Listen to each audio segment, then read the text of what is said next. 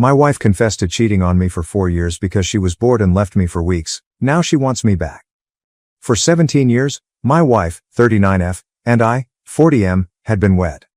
Our 3 girls are 11, 13, and 15. We have been together for around 23 years and were high school sweethearts. Although I don't know much, this is the only information I know. 3 days ago, my wife returned home from her job. On the 4th day, she had to go to work, but first she quickly packed an overnight bag and departed. Our oldest daughter was home when she left, so that's the only reason I know this. My wife was sobbing and upset that she was hardly able to speak when she tried to talk to her. She was on the verge of panic. None of our calls or texts are getting a response from her. I immediately called her parents, who eventually replied that my wife is safe with them and urged me to be understanding and patient. They only said that. I attempted to get in touch with her brother, sister, and a close colleague. Her brother claimed to know nothing, and her coworker claimed that 3 days prior, she had arrived at work in the morning but had left by midday. She only knew that. There hasn't been any communication with my wife or the children since. We're not hearing anything from anyone. I'm trying to get by without her here with my 3 daughters. All I can answer when the kids ask me what's going on or what happened with mom is that she's with grandma and grandpa and that we should be understanding and patient. I can't help but want to swiftly load up the kids and head over there without warning. Sitting here in limbo is terrible, and it's just 3 hours away. The children believe we got into a heated argument and are divorcing, but that couldn't be further from the reality. We never argue. The children are aware of this. I'm not sure what's happening, but could someone please explain it logically? I'm trying to handle everything without her, but my current mental condition has me thinking in circles. Your spouse would be the first person you would notify if someone died. My wife would be the first person I would turn to for assistance if it were me, though it's possible that some old trauma was triggered. We don't know anything. Nothing makes sense. I sit here in limbo with the girls, unsure of what to do. Nobody is telling us anything, and none of us know anything. It makes me anxious, afraid, irate, etc. Almost every feeling imaginable in this circumstance. Is there anyone who can think of something reasonable? Why would you do this to your family? Update 1, I apologize. I don't know much about Reddit yet, not much to share. Because I'm not really sure how to do it, I don't know how to connect my previous post. I didn't sleep last night, it was a long night. I apologize for the brief update. I read every thread yesterday and into the night, but I don't plan on using the computer much today. Today, we finally read the responses. I'll just state my knowledge and stop there. I ended up calling the cops last night as my father-in-law didn't call. A wellness check was conducted, as many of you recommended. I won't go into the storm of problems that resulted from this, but my wife has been having an affair for at least 2 years, if not more. Everyone was right. The other man reportedly died that night after suffering a heart attack on Tuesday. It seems likely that my sister-in-law and my mother-in-law have been aware of it and have been filling in for her. My wife still hasn't been in touch with either the girls or me. For the time being, I'm attempting to hide this from them, but to be honest, I don't know what to do next. I only know that, and it's enough to almost spell my demise. I appreciate all of your assistance and guidance. That's all, but I'm not sure how to get over this news. Please offer up prayers for me and the 2 of us. Update 2. A couple people have suggested this sub to me. I recently joined and have been reading a lot of postings whenever I have free time, usually at night when the day's turmoil is over. Naturally, the brain then takes over, and I have these depressive episodes. After that, I experience intense rage and then both feelings at once. It's almost impossible to sleep. Then, like a zombie, I go about my day. All the acronyms are something I'm attempting to learn. I suppose Friday was my D-Day. I initially believed my wife's affair to have lasted 2 years, but it now appears highly probable that it lasted longer. She had known the man she cheated on with AP for some time. The disclosure came after he sadly died of a heart attack. With the assistance of my eldest daughter, I continue to conduct research. I'm not yet ready to post about a lot of topics. I honestly didn't intend to keep posting about my predicament, but so many people have given me so much support and guidance that it's practically therapeutic. Knowing that so many other individuals are going through this kind of pain is painful. I'm so sorry for that. Yesterday and today, I had meetings with 2 different attorneys to go over my alternatives. I also made several calls about treatment, but where I reside, wait periods are really lengthy. I'm making an effort to follow many of the advice given by others, such as abstaining from drinking, although I don't and never have. Taking care of myself, exercising, etc. For someone my age, I'd say I'm in excellent shape, but right now I struggle to find the motivation to work out. I recognize that a lot of you will want specifics, like who, what, when, and so on, but please know that I'm simply not yet ready to go into all of that. It feels like a new bomb goes off every day, and all I want is some guidance on one item so that I might be able to get some sleep. My wife, the mother of my 3 lovely girls and my best friend since high school, was everything to me. We shake hands in secret and share inside jokes. Everything is gone. Everything. It's simply gone. I get really depressed when I reflect back on all of our years together, including every milestone and every laugh. It is incapacitating. It seems like she didn't care about any of it, and now she won't be in my future. Naturally, the how could you question then surfaces, and I am seized with an insatiable rage. I pound the mattress and scream into my pillow till my arms hurt. The cycle is terrible. I only go to sleep because I'm so tired, and when I wake up the mind games start over. My girls, who have been attempting to care for me as if they were my parents, receive all of my energy. They aren't treated fairly. After learning about the affair, how did you all sleep? With just your thoughts, how did you cope with the emptiness and silence at night? Aside from my daughters, I've determined that sleep must be my top priority in all of this. I'm hoping you can help though, because I simply can't. Many thanks to all of you. Update 3. I apologize for my relative inexperience on Reddit. A little more than a week has passed since my D-Day, however I'm not sure how much of my circumstances I should reiterate or repeat. I've since discovered that my wife's affair lasted for more than 4 years. No precise time frame yet. It most likely began emotionally before becoming bodily. I'm also interested in how the epidemic and lockdowns affected this. I might or might not find out the answers. In any case, my in-laws unexpectedly came to visit their grandchildren yesterday. Since the start of this ordeal, Del EW has been staying in their house, which is utterly ridiculous. Naturally, they greeted the girls for a total of 15 minutes. I have 3 girls with my wife. They then requested a private conversation with me. As you can anticipate, the chat was lengthy. I don't want to go into detail about it in this piece. In any case, my wife wants to return home but is scared of the consequences of her behavior and is unable to confront her past. Her parents also conducted extensive research to find out if I intended to file for divorce. They put a lot of effort into persuading me to forgive my wife and keep the marriage together. They wanted my wife out of their home, but it was also obvious that they were extremely humiliated and ashamed. The conversation was quite polite and courteous. I acknowledged that I misled them by claiming that I was unsure of my future intentions since I intend to get a divorce. However, I fear that if I tell my wife, I will never get the truth. And I might never understand. However, if at all feasible, I would like her to sit in front of me and explain everything. I want her to look me in the eyes and tell me everything after we've been married for 17 years, been together since high school, had 3 children, made innumerable memories, and experienced everything together.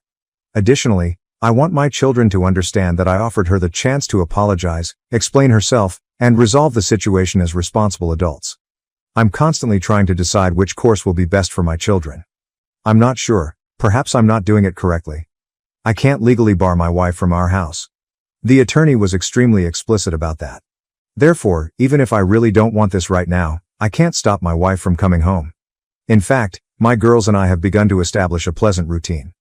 I therefore made a demand that, in my opinion, would be impossible to fulfill for some time. If, when my wife sat down with me face to face, looked me in the eyes, and told me everything about her affair, from beginning to end, without hesitation or more lying, I told her she may come home. She would next need to meet with the girls, provide an apology face to face, and respond to their inquiries. It's only fair, I reasoned, since they already know. Once more, she is legally free to return home anytime she pleases and is not subject to any obligations. However, I might be able to take advantage of her fear of us. Is that incorrect? Here, I'm not attempting to be cunning or dishonest. I simply don't want to live together just yet. If I can postpone it, our state has a 90-day waiting period before a divorce may occur. In any case, she will inevitably return home. Life will continue despite this disaster, and ultimately we will both need to return to our jobs. I simply wish to extend it in order to plan and improve my emotional and mental well-being. My wife says she doesn't want a divorce, but she has been texting the females. She apologizes to them over and over again. The texts have been shown to me. She inquires about me every day, and the truth about what she has done to us is really getting to her, especially in the past few days. How can I handle this? Was my request stupid? My wife is probably going to return home sooner rather than later. Right now, I have faith in my future. This doesn't scare me because I know it will happen eventually. As we proceed, I simply want to choose what's best for my girls and subsequently for myself. I am grateful to everyone who has been providing support, guidance, and encouragement. Update 4. I apologize for the length, but I just need to get this out of the way. It will be a bit of an anticlimax. Despite the awful weekend, my wife returned home yesterday. As the week progressed, there was a fair lot of build-up to it. Normally, when she walked through the doorway, I would embrace and kiss her, but this time, there was just this incredibly awkward tension between us. Before she spoke, she really approached me and attempted to embrace me, but I turned her away. Unbelievable. As though nothing had occurred. Naturally, I begged her to tell me everything after she calmed down. She stated once more that she is not yet ready. The outcome was the same when we chatted on the phone earlier this week. She simply reiterated that she wasn't prepared for that when I maintained that the only requirement for her to return home was that she loved the family enough to justify her absence of over 3 weeks. I took a few long breaths and tried to gather myself, even though it took a lot to keep from screaming at her. I didn't succeed. I abruptly stated after the first of many lengthy pauses that she had been having an affair with a coworker for more than 4 years, that she had planned to leave me for another man, that she had ghosted her entire family, and that she now enters the room without meeting the one requirement I had requested, and that I wanted a divorce. I suppose this is where the strangeness began. It was clear from her facial expression and body language that she was unaware of my level of knowledge regarding her affair. She gave me a wide-eyed look before simply standing in the kitchen and gazing at the floor. She remained silent and stern. This is not what I was anticipating at all. Perhaps an emotional outburst, a tearful confession, or even her cursing and screaming at me, accusing me of having the affair. Not this response, but rather a somber, "Okay, let's sit down and talk this out." To be honest, we must have stood in complete quiet for 5 minutes in the kitchen. It was simply the most peculiar thing I had ever encountered. Both she and I were obviously at a loss for words. I had read all of your remarks and suggestions regarding my predicament. I even made notes. I had prepared myself for every eventuality this conversation could bring, with the exception of this one, while I sat in front of a mirror. I ultimately made the decision to document what I knew about her affair at that precise moment. I may have been foolish, but I told her what I knew, albeit with some assumptions about how she met AP, her sister's participation, what transpired during COVID, etc. All she could do was look at the floor. She didn't say anything, so I became more and more irate, but I did everything in my power to avoid becoming profane or raising my voice. At last, I calmed down. Another long uneasy pause followed. Sadness replaced anger when everything became clear. Then I gently questioned her about what I had done to make her leave. Was I ever loved by her? Was he a P worth it too? She remained silent. Didn't move. Remained motionless, nothing at all from her. No sobs, no regrets, no shouting, no justification. She simply stood with her head down, nothing. This was painful. Perhaps this was more painful than D-Day. Not sure whether I would have moved, I just stood there looking at her. Then, of course, things got worse. The whole interaction was being overheard by our girls. I'm just so damn foolish. Over the past few weeks, I've been putting a lot of effort into attending to their needs and putting them first, but after I confronted my wife, I became emotional and stopped caring about where they were. Our oldest daughter, who had a lot of pent-up rage, stormed downstairs and screamed. My wife hurried to the bedroom and locked the door. We are currently at that point. Before I went to sleep last night, I could hear my wife sobbing for the majority of the night. Only our youngest has attempted to communicate with her. The others have stayed away from her. I'm going to propose that she remain with her sister until we can complete the divorce, if I can muster the confidence to do so. However, she still calls this place home. If we all have to live with her, it will only be a sad situation. You were all right about my wife, and I was incorrect. I was mistaken about every year we spent together, every memory, and every moment that changed our lives. I thought she would fall to her knees and ask for forgiveness. I really believed that she would confess the truth and repent for everything that had happened over the previous 4 years, thus clearing her of any blame. We are not worth it to this woman, who once drove back to a farmer's market after realizing she had been handed $10 more in change than she was supposed to. She doesn't value me, perhaps I never was. What comes next? It was really unpleasant at home today. The daughters and I made an effort to continue as we had for the previous 2 weeks, but it is obviously not feasible. All I want to do is move on from this whole situation, from the divorce to the uncomfortable conversations to the anticipated battles, arguments, and drama. How did you handle having to live with your WS, especially if you have children? I am aware that this is only the start. I keep reading blogs that say things will get better, but I'm a long way from that. Right now, I can't stop wanting to yell at every opportunity.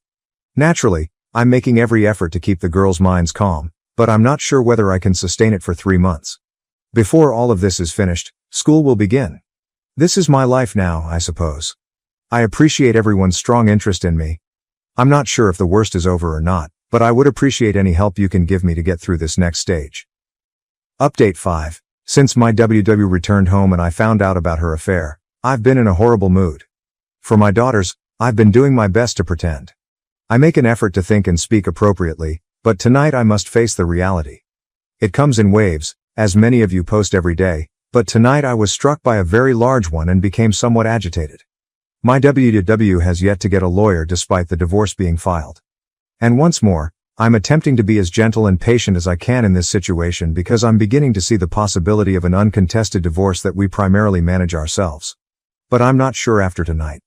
We've been living together throughout the week, and because WW works so near to our family home, she spends Friday evenings at her sister's and Sunday nights at home. However, if there is no traffic, her sister is an hour away. It's been a habit of basically avoidance over the past few weeks, with WW essentially keeping to herself and the girls and I trying to go about our daily lives regularly. Even though we have informal conversations every evening, my oldest daughter and my WW have stopped talking after a few heated arguments. Right now, it's for the best. I've been following a lot of your advice lately, in addition to what I've read. I put a lot of effort into maintaining my self-control around my wife, and even though it requires all of my strength and willpower, I've been brief and uninterested in our small conversations, although always being courteous and respectful. The past 2 Fridays, up until now, she has arrived home from work, gathered a few things, and left for her sister's for the weekend before I have even returned from work. Not tonight though. When I got home, she was waiting for me in the kitchen. I attempted to ignore her tonight, but she gently took my hand and asked if I was going to treat her this way because she wasn't ready to discuss her affair with me. By the way, since everything went viral about a month ago, this is the first time she has ever spoken about her infidelity. I made an effort. I swear to you, I tried to just walk away and bite my tongue, but I became angry because our daughters weren't home at the time. I then released all of my vices, hurts, aches, anger, and miseries. I let her handle everything. I went on for so long I can't even remember. I completely forgot what time was. I did become a little animated and loud at times, and I did raise my voice. I simply broke down and told her how devastated I am, how much pain I endure every day, and everything that has been haunting me and that I have been holding back. I mean, if I tried to summarize what I said, this piece would be 4,000 words long. I had no intention of stopping once I got rolling. Naturally, I broke down and became tearful once more. After this, I was furious with myself. Damn it, I've been doing great. She reached me. I allowed her to affect me. I was aware that it would occur. I was aware. Horrible. I can only express so much in the waiting room, and it has been building for a while. Additionally, WW genuinely broke down and became emotional for the first time. She started crying furiously, which surprised me.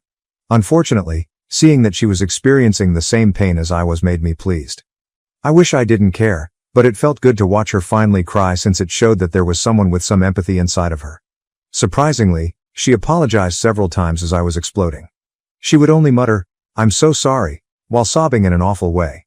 Eventually, though, I left the kitchen before she could gather herself enough to say anything more. I begged her to stop bothering me. That's what occurred. She spent some time in the kitchen before heading back to her sister's house. After a half hour, the girls realized something had happened when they got home. Although it's difficult to conceal, I wasn't prepared to discuss anything and don't believe they should be aware of this. Do they? I don't want to stop the 2 youngest from making development because they have been doing a lot better. I also don't want to add fuel to my oldest's fury by telling her about this. I detest this so much. I detest it. I ought to have remained composed. I should have simply ignored my WW and walked straight by her. Right now, I'm not sure. Looking back, it seems like she was merely attempting to bring up her affair but was unsure of how to do so. Obviously, she didn't go very far because I blew out. I am now genuinely concerned for her. I don't want her to suffer any harm, but I am aware that many of you will be critical of me for this. With almost everyone ignoring her, she has been alone with her thoughts and secluded. Although it's true that she deserves it, she is still a person and the mother of my children. What a blow to me. I'm really disappointed in myself. I apologize for the lengthy tirade. I also yelled at my brother over the phone. I'll try to start over on Monday, man. I'm only a human. I must admit that it felt wonderful to vent to her, but now I'm feeling regret. Is it better to text my wife or to ignore her? I'm a complete wreck. However, I appreciate you listening, providing me with the help I need to get through this, and giving me all of your suggestions. We have all begun treatment, so that's something in the middle of the turmoil. But this is really, really difficult, just really difficult. Update 6. Thank you for your concern. I am aware that many of you have contacted me. The majority of you were right. Things aren't going well, and I haven't had any opportunity to access the internet. I was hoping to take a vacation from the internet, but I've been regressing a lot this week. It has simply been terrible. My wife has been really kind and has been apologizing for her affair, crying, smothering me, and knocking on my door at night to talk. She hasn't really left me alone this week. I've spoken to her when I felt like it, but I've also mostly ignored her. On Wednesday night, I finally lost my temper with her and told her to stop bothering me. Then it occurred last night. After her affair blew up, my soon-to-be ex-wife returned home a little more than a month ago. Now that we've started this awkward cohabitation routine, she came into my room after the daughters had gone to bed and begged to speak with me alone. In contrast to how she had been approaching me all week, I fed her first, but in order to avoid making the same mistake twice in front of the kids, we finally went to the garage and sat in my car. I apologize for the lengthy apology. She filled me in on everything. We spent about 3 hours out there, she said. I'm not sure how much to divulge. I couldn't sleep, so I stayed up all night listening to her cry again. I also shed tears. I would then become so enraged that I would have to force myself not to walk in and yell at her. Then sob, then rage, and so forth. I apologize if I don't reply to anyone for a day or so, but I need to get this off my chest before I try to sleep. Having my WW apologize and ask for another chance all the time hasn't helped. I had to leave for a few hours tonight as well in order to avoid her. Simply put, being around her hurt so much. In any case, her sister introduced her to her AP approximately 5 years prior to COVID, seemingly with no romantic ambitions. However, he was a higher up at the company she presently works for and wanted to work for. She was able to convince him that her affair was not the reason behind her wish to change careers. However, it goes without saying that she had more motivation after changing employment. The AP started flirting with her once she was hired. Texting at first, followed by images, and then more texting. Then, right before COVID struck, things got physical. She wanted to tell me right away after confessing to her sister, but she chose to keep it to herself. Naturally, my wife claimed that she went NC with her AP shortly after, but he contacted her again as soon as the limitations and lockdowns were relaxed, and she continued to speak with him until the physical aspect of the affair resurfaced. She claimed to have halted the affair a few times out of remorse once businesses resumed operations, but she continued returning to him, thus it never ended. In essence, she provided a great deal of information. She recited the full 5-page packet of handwritten notes detailing her affair history, responding to questions as she went. She made false claims about weekend getaways with the girls, work-related travel, traffic bottlenecks, problems with her parents, shopping excursions, etc. The list was long, as I had expected. She told me so many falsehoods that I simply believed everything she said without question. They were merely a front to be with him though. It only made me feel worse to hear it all. Everyone was right. Her love, however, never truly wavered. She never became aloof during all of this, unlike what I frequently read. Although intimacy did shift, it wasn't enough for me to raise concerns. In any case, she acknowledges that she fell in love with AP and desired a life with him. He promised her luxury items, trips, and everything he could do for her.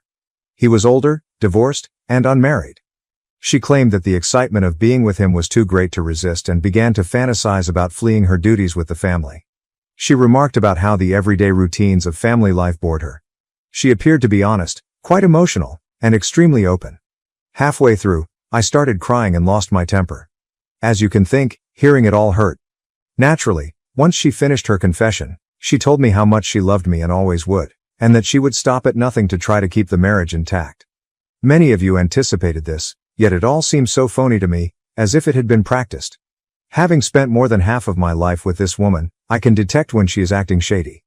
I think it doesn't matter if I'm mistaken, but I was more composed than I was the week before. Nevertheless, I became irate and said a few hurtful things, such as making fun of her AP for having several girlfriends, of whom she was only one that he was prepared to discard. She appeared pretty offended about that. When I think about this moment, when she would finally reveal all the one-liners I might say to her or things I could say to hurt her back, a million thoughts crossed my mind. I couldn't think of hundreds of answers during the emotional moment the other night, but I knew I would ask. If AP were still alive and she had to choose between me and him, who would she pick? She hesitated and then whispered, "That's not fair." I pressed the subject, and then she eventually stated she'd, of course, select me. In reaction, I said that she was lying again, which was why I was divorcing her. The last thing she said was that she began to cry. We spent some time in the automobile. She continued to cry, but I was exhausted, so I simply informed her that we were divorcing and that we owed it to the kids to be there in their lives, to be good parents, and to get along amicably. In addition, I said that I hoped she was a decent enough person to end our divorce amicably and fairly after all the suffering she had caused me. That would demonstrate her true affection for me. Please realize that I'm not a petty person and that I didn't intentionally mean to hurt her when I told her that I had stolen anything from another website. It just seemed like the right way to wrap things up. However, I truly meant what I said and did. After telling her that I would have loved her forever and leaning over to kiss her on the forehead, I got out of the car and went to bed. That was it. Naturally, I didn't get much sleep the night before, and now I'm having trouble falling asleep tonight. I have no idea what will happen next. One positive, I suppose, is that she no longer has the chance to challenge the divorce. However, I have yet to speak with my attorney. I'm crying once more and reverting to my angry and depressed states. Hearing everything last night was really difficult, even though I could have avoided it all. She may have lied and made it up too, now that I know. Who knows? However, it appeared to go well with everything I had assembled during the previous month.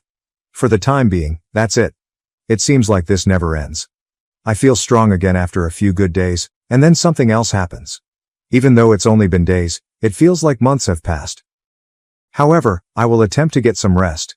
Imagine that the one lady you have ever loved and kissed, the love of your life, informs you that she cheated on you for more than 4 years because she was bored. Had no relationship problems, no dead bedroom, no falling out of love, no growing apart, nothing of the sort. Merely due to her boredom. I'm not sure if that makes it better or worse. Thank you for reading and for your assistance. It was a rough couple of nights. Horrible.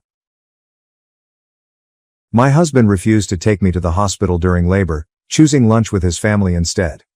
What should I do? I'm Selena, 30F, a new mother to Eddie M., who is only a few days old. I wish I could say that my family is happy right now, but they aren't. Everyone around me is pointing the finger at me because I am now going through a divorce. I understand that being a single mother is difficult, but I would stop at nothing to rescue my son from the poisonous atmosphere he would have been in had I not left that marriage. I need some frank feedback because I've made some terrible blunders. Since high school, Robert and I have been dating, and he has been kind to me. He planned dates, got me flowers, took me to get my nails done, and did all the other romantic things that girls like. His mother and sister were the only things he valued more than me, and I never objected to that. I suppose I interpreted it as a positive sign. I actually thought, oh well, he treats the women in his life so well, he is a real gentleman. If I ever get to marry him and become his wife, he will probably treat me even better. I can't even begin to explain how mistaken I was. The hunt ended the moment I married him. The taken for granted phase was the next stage. You don't realize emotional abuse all at once. You realize it over time. When you truly love that man, it's also quite hard to leave something like that. Now that I think about it, I should have recognized that Robert was incapable of setting limits or setting priorities, but love blinds you. Both my mother-in-law, Mill, and sister-in-law, Sil, wore long trains of white and were maid of honor at my wedding. Robert stated it didn't really matter and that I was ruining our special day by being sulky when I brought up the fact that the bridesmaids and maid of honor were expected to wear pink. I should just concentrate on something else instead. But that was not all. They were in every photo, even interfering with the couple's candid shots. My husband said, "The kiddo is just having fun, let her be," in response to the photographer's request that my Sil stop since he was becoming tired. With her in the frame, I'm confident the photos would look better. My Sil is not a child. Next year, she will tie the knot at the age of 25. That day, I felt so ashamed that I came to the realization that I had been mistaken about Robert all along. I was already Robert's wife, though, so it was too late. The one bright spot was that we were able to move in after our wedding because my cousin and his wife had given us a house as a wedding present. Although we didn't spend much time with my in-laws, Robert never stayed at home with me and instead visited them every weekend. He said that we would go on the vacation after his sister was married so that his sister and prospective brother-in-law could accompany us when I pointed out that we didn't even go on a honeymoon trip. It's important to note in this regard that his sister was unemployed and his future brother-in-law was a freeloader. She laughed it off when I tried to explain that marriage entails a lot of financial responsibility and that her brother would handle all of her financial obligations. I didn't bring up the topic again since I knew there wasn't much I could do about it without Robert's assistance, which he didn't provide. Yes, the warning signs were begging to be noticed, but I believed I could save our marriage. I have no idea why I chose to play Bob the Builder, but there I was, attempting to gain his favor by gaining the favor of his family. I chose to accompany Robert after realizing that he would not spend a single weekend with me. His mother and sister were not happy to see him the one and only time I visited. Even more unexpected was the presence of my sister-in-law, Sarah, 26F, and her freeloading fiancé, Dylan, 26M. In essence, I was the only one who was never invited to participate. I explained that I had come to surprise them and that I had brought a cake with me. As though Sarah had told the greatest joke in the world, they all chuckled when my sister-in-law added, "A nasty surprise, I see." Beatrice, 56F, Robert's mother, stated that they didn't have enough food for me because they didn't expect strangers because this was family time. Since I was his wife, I expected Robert to remark something about how much more of a part of the family I am than Dylan, but instead he was staring out the window and was totally absorbed in his thoughts, or at least acting that way. Robert gave me the car keys stoically after I informed him I would drive home. His mother waved goodbye with a smile and advised me not to act like a jealous child and bother Robert in that way. I cried all the way home and left without saying anything because I was so embarrassed. The following day, Robert took me out to dinner at my favorite continental restaurant after returning home that day with flowers and chocolates. Therefore, he was aware of the abhorrent treatment, he simply decided not to confront it. Robert treated me like a queen for the entire week that followed, until the following weekend, at which point he left for his contented family. Until the following weekend, he would return and overcompensate. After a few months of marriage, this occurred, and even the preferential treatment ceased. Dismissal took its place.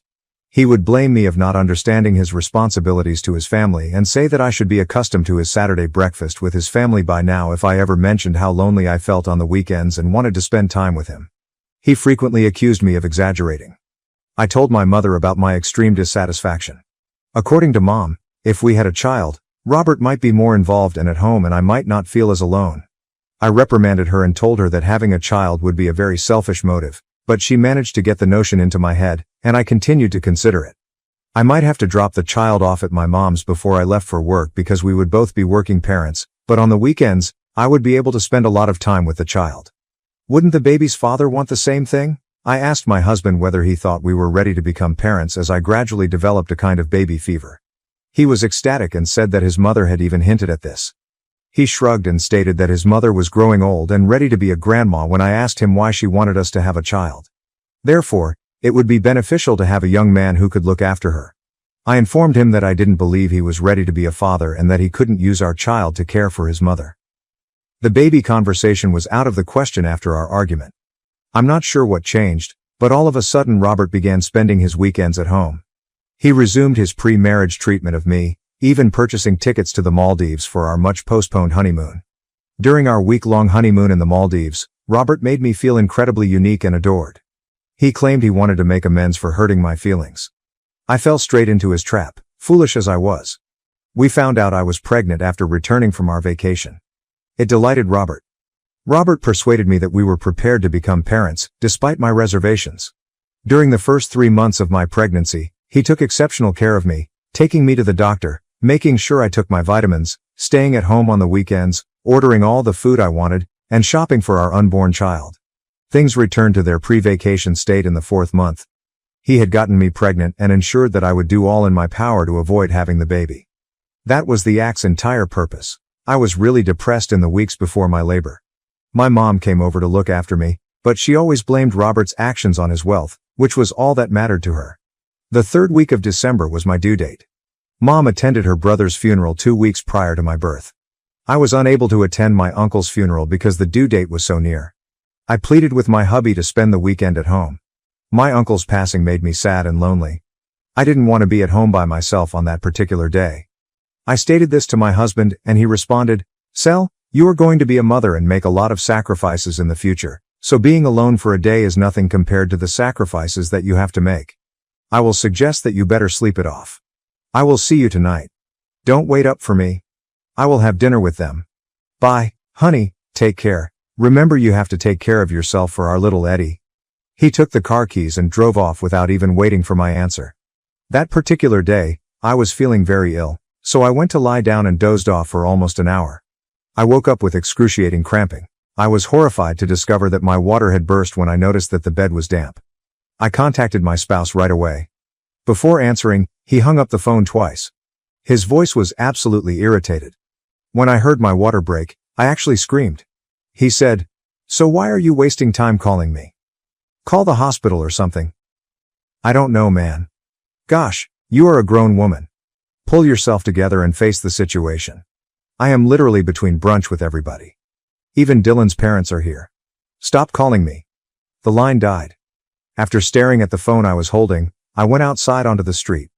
I couldn't even drive myself to the hospital since Robert had stolen the car. A man stopped when I flagged down a car. He held the door open for me in a hurry. I was taken to the hospital in a hurry.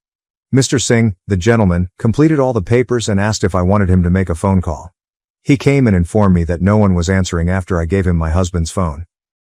In that instant, a stranger named Mr. Singh stood up. Eddie was the only person who came to see me after I gave birth. He brought me chicken wings, bananas, and baby outfits. I started to cry. Since my uncle was unable to be present in person, I had the impression that his spirit had sent this man.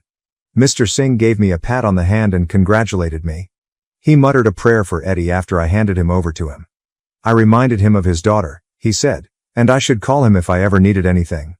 I got his card from him. I noticed that he practiced divorce law. I believed that all of the signals were coming from my guardian angel. I told Mr. Singh without hesitation that I was looking for a place to stay. I desired a home of my own. He offered to transfer me into his penthouse, saying I wouldn't have to worry about the rent until I started working. He turned back before leaving, saying, "By the way, you can call me uncle." That evening, my hubby called in the interim. I didn't answer, but I did see it ring. I requested the nurses not to tell my husband that I was there in case he called since I didn't want him to know. They concurred. My spouse texted me to inquire which hospital I was at. I didn't respond.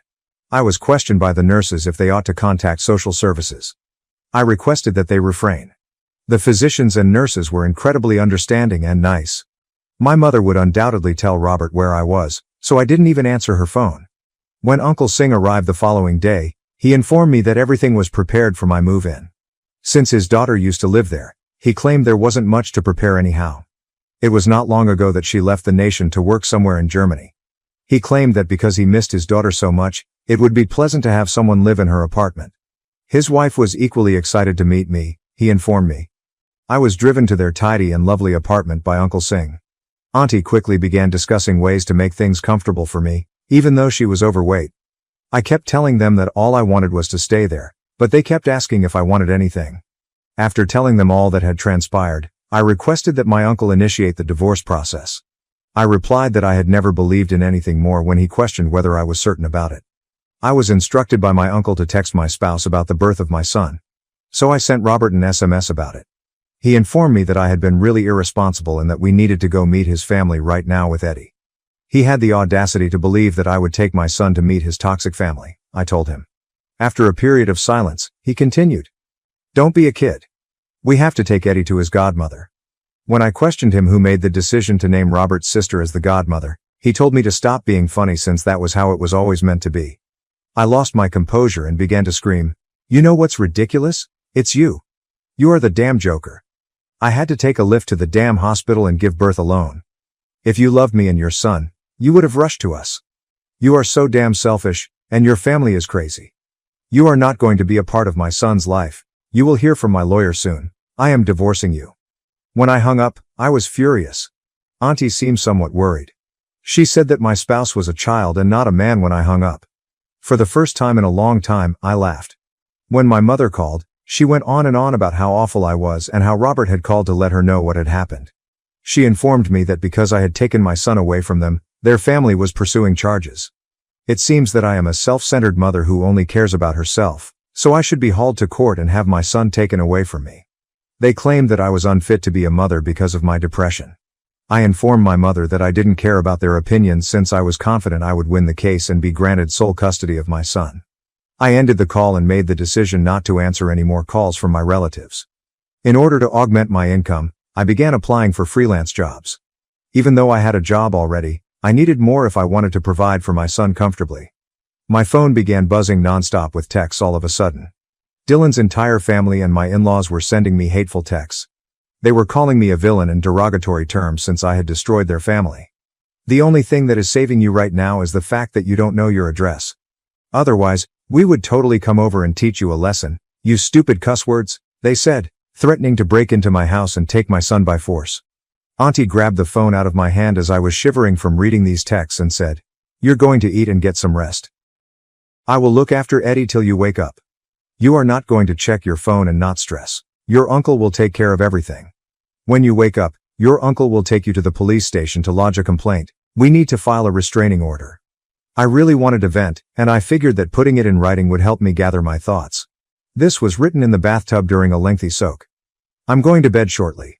The question of whether I made the right decision in preventing Robert from meeting Eddie, however, has been the one that has been plaguing me the most. Will this have an impact on his child's brain? I'm not sure whether Robert's presence would have had a negative impact on him because I don't think he is a good role model in any way. Update 1. Despite my reluctance to acknowledge it, I have been reading your comments and you are correct. Both divorce and the loss of a parent will inevitably affect Eddie in some way. Simply said, I'm happy Uncle and Auntie Singh will show the baby the affection he needs. Yesterday, I spoke with Uncle's daughter. She works as a scientist. I was explaining the situation that led me to her apartment to her. She concluded by saying that God orchestrated the gathering. She was quite concerned about her parents, but for the first time in a long time, she saw her mother truly happy now that I was there. Don't worry about the rent yet, she said. To my astonishment, she returned my gratitude after I did. I feel so fortunate that I cannot express it to you all. Eddie will look up to Uncle Singh as a positive male role model. I've given it a lot of thought, and I believe I will be as honest as possible in my responses to Eddie's challenging questions. I'll make an effort to teach him how to be a man rather than a pet of his mother. We'll have to wait and see, I suppose. Update 2, let's get to the update. Uncle and I went to file the restraining order after I woke up from my nap. I can state with confidence that Eddie is in good hands because Auntie has been taking excellent care of him. Since the restraining order was filed, there's been a lot of calm, but I think I caught a glimpse of Dylan today as I headed to work. I'm not sure if this is just a hallucination or what. I'm not sure. I might have paranoia. I don't want to cause Uncle or Auntie any unnecessary anxiety, therefore I haven't told them about this. Technically, there is nothing preventing Dylan from attempting to get in touch with me because the restraining order has been filed against Robert's family. I don't want them to learn my residence. I'll keep you all informed. Update 3. Hello everyone, my penthouse was egged last night. I was by myself. Auntie and Uncle had gone home for the night. I rushed to Eddie's sleeping quarters and embraced him. He was sobbing uncontrollably and really frightened. I was secretly experiencing a panic attack because I felt so frightened and constrained. I attempted rocking Eddie back to sleep after the egging ceased after 15 long minutes since I was immobile. I placed Eddie on my bed and lay awake with him after he fell asleep. When Auntie arrived to meet me the following morning, she was in a complete panic. She wanted me to live with them in their home, but I informed her that it wouldn't make a difference because their house will be egged the next time. Although I believe my hypothesis that Dylan had followed me was correct, we are unable to bring a direct case against him because the law does not allow for speculation. We have accused unidentified individuals of vandalism. As I write this, Uncle is installing cameras and a new security system. Next week is when we have our court hearing. I'll keep you all informed. Update 4. I'm exhausted. This will only be a brief update. All I want is for the hearing to end. At this point, the drama is becoming excessive. Dylan attempted to break into the house last night. The security system alerted 911 right away, and he was apprehended. He had a black balaclava on. The police took him away. Upon questioning, it was discovered that they intended to abduct Eddie. Then, custody would go to Robert, and I might be seen as a negligent mother. However, the entire game was altered by the fact that he was captured. They have absolutely no chance of winning now, and more significantly, some of them will be going to jail. Update 5. The kidnapping was rejected by Robert's family. Yes, I'm not at all surprised. Dylan was completely enamored with Sarah, but she has since left him. My uncle told me that no one ever paid Dylan a visit while he was in detention. Uncle gave Robert a lot of attention throughout our court session today. It appears that things will work out for us.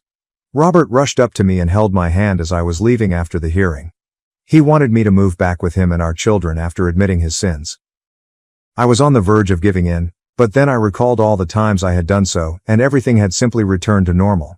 I asked him to do his foolish stunts on someone else after taking my hand away from his. I told him that he needed to mature and that it was unrealistic to expect a man who didn't act like an adult to raise a child. It is unheard of for a child to raise another child, is it not? The microphone drops. Before he could say anything further, I hopped into Uncle's car and drove off. I gave myself a mental fist pump in anticipation of this incredible return. LOL. How do you all feel about my return? Wish me luck at the upcoming hearing as well. Can you guess who received Eddie's custody and the majority of the child support? Selena, your girl, is the one. Robert was granted visiting rights, that's all. I'm not going to appeal since I don't think it will be pleasant to deny my child his father. I don't want Eddie to grow up and blame my egotistical drive to win for his dad's unfamiliar appearance, even though I am positive that we would win if I did. This is exactly what I told Robert, but I added a caveat. He must never take Eddie to see his sister and grandma. I won't think twice about removing his visiting privileges if I discover anything suspicious happening behind my back. In addition to my usual career, I have secured a highly lucrative freelance position. Additionally, I am establishing a blog for new single mothers, which is becoming very popular. I already have some sponsors. I invite you to see my blog as well. I can't express how thrilled I am to be a new mother. Right now, motherhood is going nicely for me. Being Eddie's mother makes me happy. In addition, my mother has returned. She finally believes that I made the correct decision in leaving that marriage after the abduction attempt. She thanked Uncle and Auntie excessively and apologized to me. She cried as she saw her grandchild for the first time. She cursed Dylan while cradling Eddie. She expressed her disbelief that someone would genuinely attempt to harm a child in such a terrible way. For a youngster, nothing hurts more than being taken away from its mother. I wholeheartedly concur. Dylan is still on trial.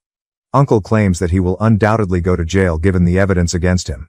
Sarah, meantime, is already married to a wealthy elderly man she met at a party.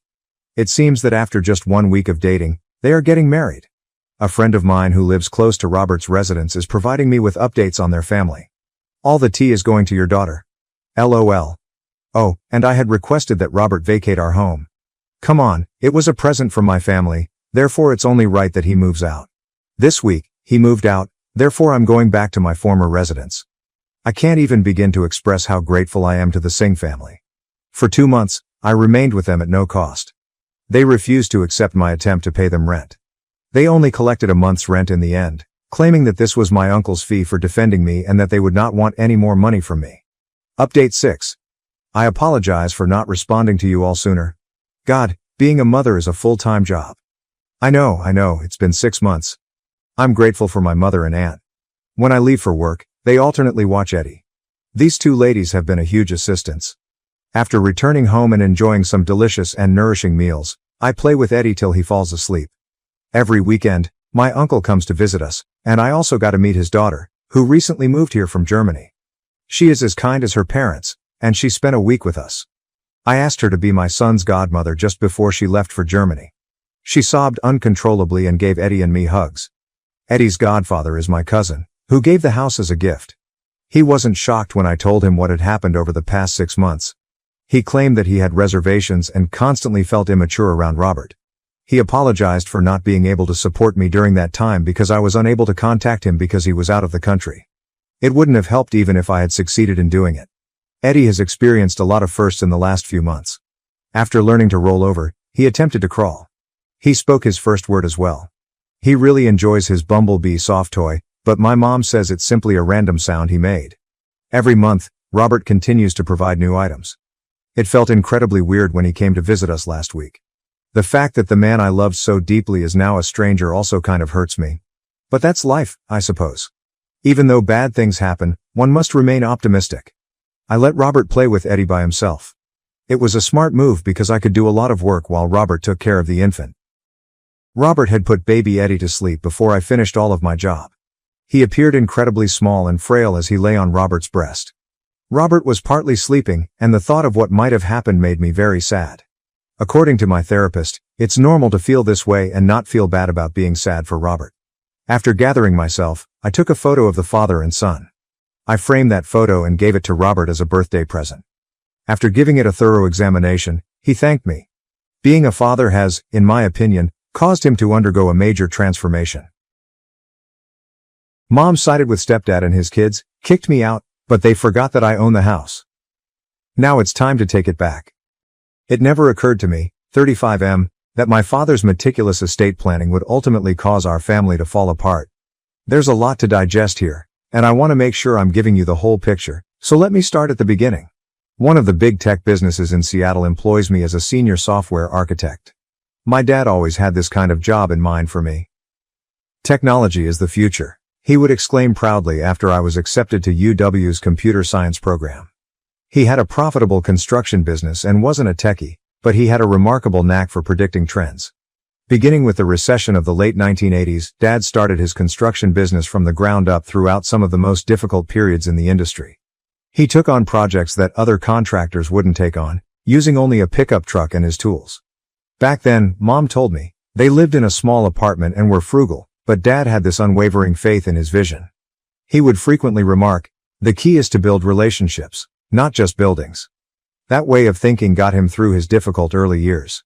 Dad's business was unique because of the way he treated both customers and staff.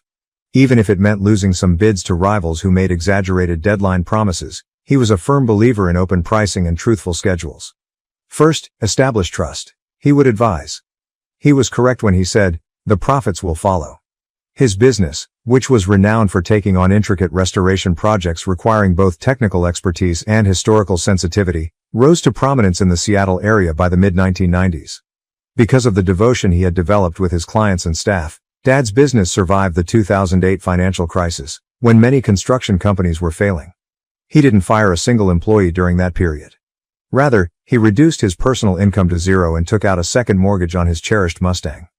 I learned more about leadership from watching him handle that issue than I could have from any management course. Your employees are your extended family, he told me. You take care of them, they'll take care of your business. I didn't realize at the time how much his managerial approach affected my own career. Many of his ideas were put to use when I was promoted to team lead at my software business. I established thorough documentation procedures for our code, much as he had kept thorough project logs for every building site. I was able to lead my development team through challenging project deadlines thanks to his attention on fostering good relationships. I met Emily, 34F, at a hackathon in my junior year. She assisted in planning the event while pursuing her studies in business administration. Despite my lack of sleep, energy drink addiction, and likely messy appearance, she somehow found my love of code charming. From the first time he laid eyes on her, Dad fell in love. He told me, she grounds you.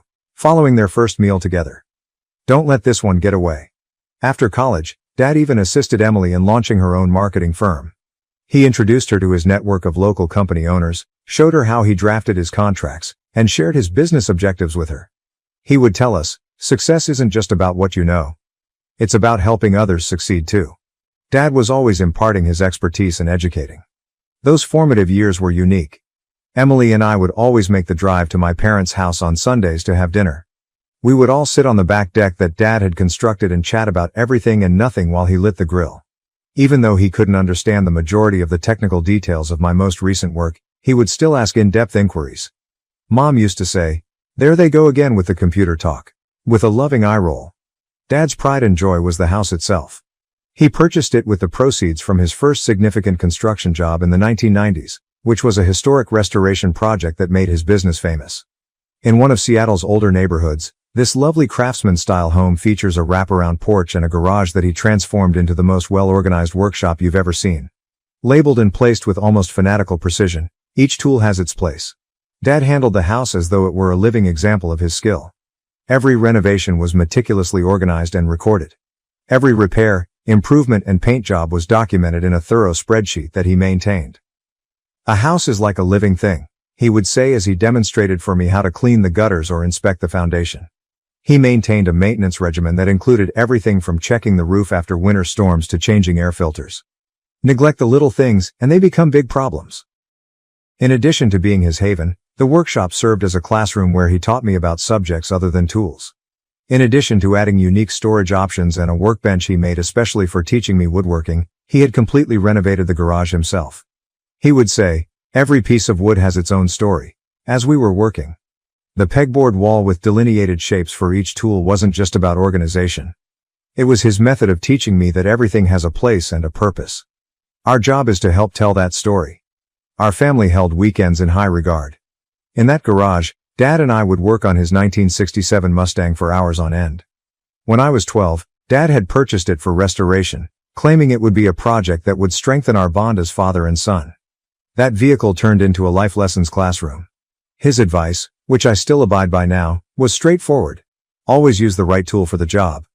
Or shortcuts look tempting, but they'll cost you in the long run.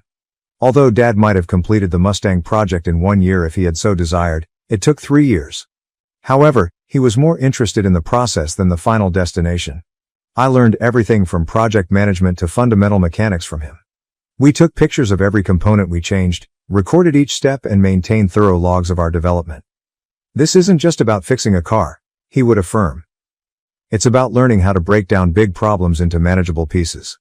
I found that lesson to be really helpful in my profession as a software developer. Emily and I purchased a small home around 20 minutes from my parents' house after we were married. Although Dad insisted that we take out the mortgage in our names, Dad assisted us with the down payment. You need to build your own credit history, he clarified. It's about standing on your own feet. He taught me how to install ceiling fans and fix drywall as he worked on our renovations on the weekends. He was preparing me for the responsibilities of home ownership even back then. At this time, my career was really taking off. I'd just received a promotion to team lead, overseeing a team that was creating cloud infrastructure solutions. I enjoyed every second of it, even if the hours were long and the strain was great. During my lunch breaks, Dad would frequently call to check in, without discussing anything specific. He was aware of the demands of managing a group and overseeing the work of others. Remember to delegate, he would say. You can't do everything yourself, just like I can't build a house alone. When Dad initially stated feeling exhausted all the time, we were discussing the possibility of starting a family. He continued to put off seeing a doctor, despite Mom's insistence. Just working too hard, he would dismiss our worries. He was working on his largest project to date, a multi-million-dollar development deal that would have established his business for the ensuing 10 years. In retrospect, I regret not pressing harder and insisting on those examinations sooner. Perhaps things might have turned out differently. At the time, the business was expanding quickly. Dad was discussing growing into historical restoration projects in the Pacific Northwest and had recently launched a second office in Portland. He has established a reputation for updating the infrastructure of historic structures without sacrificing their character. He would tell his clients, it's about embracing the future while respecting the past. Everything he accomplished, including his personal and professional life, was impacted by his love of preservation. The Mustang was the subject of our last meaningful discussion. He was discussing taking it to car shows now that we had completed the restoration. When he remarked, we should sign up for the Pacific Northwest Classic, his eyes glowed like a child's. He continued to plan for the future until the very end, saying, show these youngsters what a real muscle car looks like. It began like any other morning until everything changed. When Mom called, my phone buzzed while I was in an early meeting. We were in the midst of an important project conversation, so I nearly didn't respond. But I had to go out and take it for some reason. Mom was crying so hard she was having trouble speaking. Dad had passed out on a construction site. He had left by the time I arrived at the hospital. According to the physicians, it was a sudden and severe heart attack. He was only 58. The weeks following Dad's passing were a haze of mourning and bureaucracy. The funeral was crowded. Dad's business and community involvement had impacted countless people. Suppliers, contractors, and even rival businesses came to show their support. Everybody shared a story about how Dad had supported them, given them advice, or simply been there for them when they needed someone to confide in. One old craftsman told me how, despite being unable to work during a protracted illness, Dad had managed to keep him on the payroll. Your father understood that business was about people first, he stated. The workers of the company were heartbroken. Many of them had known Dad for decades, and they told me things I had never heard before, like how he had paid for the college textbooks of one foreman's daughter, assisted another through a divorce, or remained late to teach apprentices the nuances of historical restoration. With pictures and handwritten remarks from both clients and employees, the workplace conference room was transformed into an unofficial monument. We were all surprised by how well Dad had prepared for everything. His attorney, Mr. Anderson, summoned us in for a meeting a week following the funeral. He took out this enormous accordion file that read Family Security Protocol and was neatly handwritten by Dad. Dozens of carefully arranged papers with comprehensive instructions for various areas of his land were found within. I was given a 3-day tour of Dad's estate paperwork by Mr. Anderson. Each color-coded container had personal notes outlining his decisions in addition to legal paperwork. "I've never seen an estate plan this thoroughly in my 35 years of practice," Mr. Anderson remarked. Dad had even included a 5-year business transition plan with backup plans for various circumstances. After that, Mom began going to her church's bereavement support group. She first met Steve, 58M, there. Initially, she only mentioned him in passing. Steve suggested this great book about healing. Or, Steve said it's normal to feel this way. He was one of the group facilitators and had lost his wife to cancer 2 years earlier. Even if it seemed a little early, I was happy that she was receiving support. I was reminded by Emily that everyone experiences grief in a unique way. Every Tuesday night, the church grief support group met. Before long, Mom was attending church functions with Steve more often. After services, coffee gatherings became lunch meetings, which in turn became dinner dates. Our family friends began to worry about how quickly their friendship was developing. At a family get-together, my Aunt Jane pulled me aside because she was concerned that Mom was hurrying into things to make up for Dad's absence. Mom's changes became more apparent. Her haircut changed, she started dressing differently, and she even threw out the garden that Dad had helped her create. Every time I questioned these changes, she would respond, "It's time for a fresh start." Dad was hardly ever mentioned by the woman who used to spend hours narrating her life with him. It went more quickly than any of us had anticipated. Mom announced that Steve was moving in 6 months after Dad's death. James, 30M, and Lisa, 32F, his own grown children, felt it would be beneficial to bring life back into the house. I made an effort to be sympathetic, but it seemed like she was in a rush to replace everything Dad had constructed. "I'm at a crossroads right now. How can I preserve Dad's legacy without jeopardizing Mom's chances for happiness? Emily advises me to strike a balance, but I can't help but think of Dad's letter. Son, preserve those memories. First update. I apologize for the wait for the update and appreciate all of the advice you gave on my previous article. 3 months have passed since my last post, and things have become much worse. Steve's domineering demeanor used to bother me, but now he acts as though he owns the house my dad left me. Steve made the decision to begin a significant restoration project last month without even asking my permission. The built-in bookshelves my dad had made for the living room were being torn up by contractors when I visited one weekend. As if he owned the building, Steve was watching over them and directing them to just throw all this old wood in the dumpster. These were the final project Dad and I worked on together before he became ill, so they were more than just shelves. He responded angrily when I approached him. He said, "Look, son," with a condescending emphasis on the pronoun. "This house needs to be brought into the 21st century. Your father's taste was, well, dated. We're doing you a favor by increasing the property value." I reminded him that any modifications required my consent legally. Mom obviously agreed with him, but he simply chuckled and added, "Your mother and I live here. We don't need permission to improve our home." "Steve knows about these things," she acknowledged. "He's just trying to help." The woman who formerly loved those bookshelves and used to place her collection of antique teacups on them for Christmas now acts as though they were just taking up room. I showed her Dad's thorough house maintenance plans, but she disregarded them as dwelling in the past. Additionally, the relationship with Steve's children has deteriorated. James has taken over Dad's workshop and transformed it into a CrossFit facility. While I was on a business trip, he held a garage sale and sold the majority of Dad's tools. By repainting rooms and installing modern vinyl planks in place of Dad's meticulously refinished hardwood floors, Lisa is treating the space as though it were her own personal design project. One evening after dinner, Steve grabbed me aside and said, "Since we're paying to live here, we should have our names on the deed. It's only fair." I had to explain him that they don't pay a mortgage because Dad's planning has paid for the house in full. They don't even cover their rent. All maintenance expenses, insurance, and property taxes are paid for by me. Emily recommended that we stop making weekly visits. Now that Emma is here, she is correct. No one benefits from the stress in that household. However, taking a back seat has only made Steve more confident. He began sending me bills for improvements that I never approved, and he began making them more regularly. I should be more sympathetic of Mom's new life, according to Mom's sister, who called me recently. I attempted to explain Dad's intentions and my legal obligations, but she simply accused me of being trapped in the past. "Steve makes her happy. Why can't you just let them make the house their own?" she asked. I found out this week that the growth markers that recorded my height from the ages of 3 to 18 had been removed from the kitchen door frame. Every birthday, Dad would measure me and write the date next to each mark. It's just an old door frame. We can't keep every piece of wood just because your father touched it, Mom remarked when I confronted her about it. I now spend more time sitting in Dad's old chair, the only piece of furniture I was able to keep, in my own garage. Mr. Anderson advises me to begin considering long-term fixes. Legally, the house belongs to me, but I will eventually have to make some difficult choices regarding its destiny. When does being the bad guy become more important than preserving your father's legacy? And when your whole family opposes you, how do you defend the moral high ground? Update 2. I appreciate all of your advice regarding my previous post.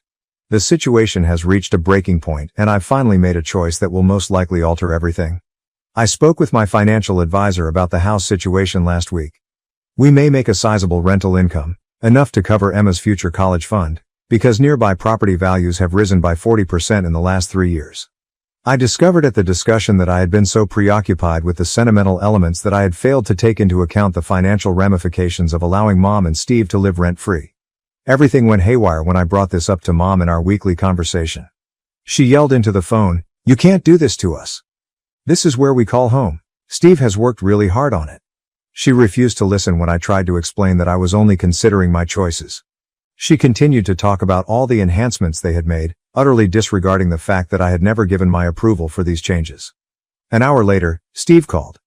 He was upset, and his tone was different from his usual arrogant demeanor. "Listen here," he announced. "In this house, we have established a life. Because you're missing your father, you can't just walk in and ruin everything." He interrupted me when I attempted to explain the financial issues, stating that they now had sweat equity in the property. I reminded him that the house belonged to me legally. "There's a reason why Dad left it to me." "Your father isn't here anymore," he replied. "You must consider the living." I talked to Emily about it and talked to Mr. Anderson about it before deciding on it the following day.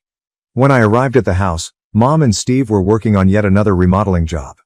In the dining room, they had begun ripping out the original crown molding, which Dad had specifically milled to blend in with the house's antique style. That image made me more determined. "They have 2 weeks to find another place to live," I told them. Mom burst into tears at once, accusing me of being callous and harsh. Steve tried to scare me by arguing with me about my inability to throw them out on the street.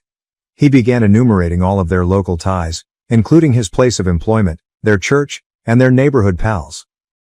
When faced with challenging circumstances, I maintained my composure and firmness, as my father had taught me. I declared, "This is my property. Dad left it to me for a reason, and I'm exercising my legal right as the owner." Steve's cheeks flushed, and he began to enumerate all the money they had spent on upgrades.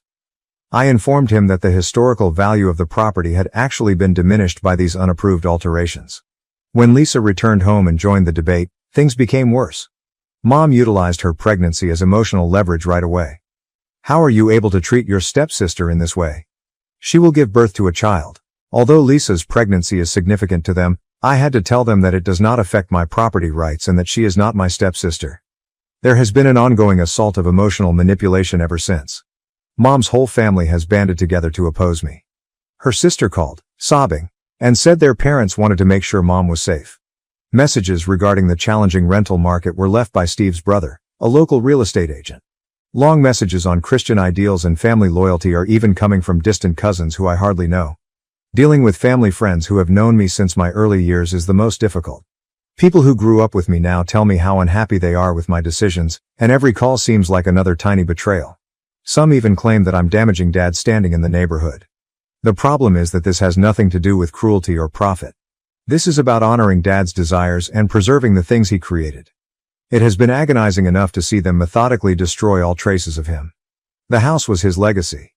I've paid for all of their expenses, allowed them to live rent-free for years, and put up with their unapproved changes. Eventually, enough is enough. They have 2 weeks to come up with new plans. I'm refusing to give in to Mom's constant demands for more time. Mr. Anderson claims that the law is entirely on my side and that I have been more than giving. He is assisting me with creating official paperwork for the notice to vacate, ensuring that everything is accurately documented. I realize that this makes me appear to be the villain in everyone else's tale, but sometimes standing up for what's right requires making difficult choices, even when others disagree. I learned that from my dad. Third update. We appreciate everyone's help at this trying time. Things have come to an unavoidable end, therefore this will likely be my last update. I assigned Mom and Steve a 2-week deadline, but it's already passed. The past 2 weeks have been the longest of my life.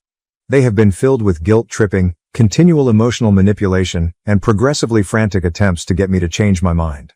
Mom did everything she could. Every day she called, oscillating between fury and tears. She would say, "I changed your diapers," one day. "I gave up everything for you," she would yell the next day. Steve also changed strategies, trying to negotiate instead of using intimidation. He recommended establishing a formal lease and offered to begin paying rent. I couldn't rely on them to uphold whatever agreements we made though, given what they had done to Dad's house.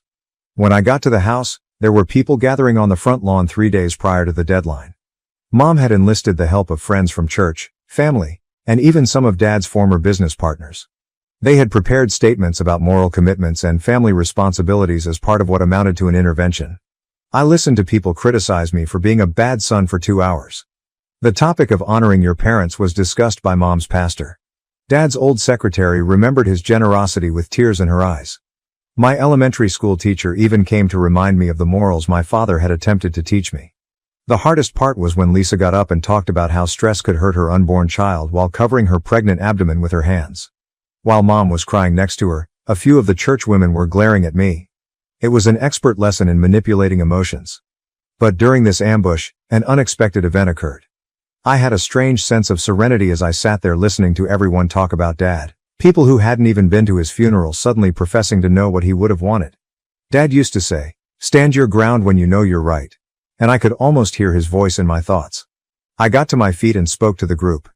I described how Dad planned everything carefully to ensure his family's future and how he had constructed this house by hand. I showed them pictures of Steve's unapproved modifications, including the historical elements he ruined and the fine craftsmanship he removed and replaced with flimsy modern fixtures. After that, I presented them with a letter from Dad outlining his reasons for leaving everything to me.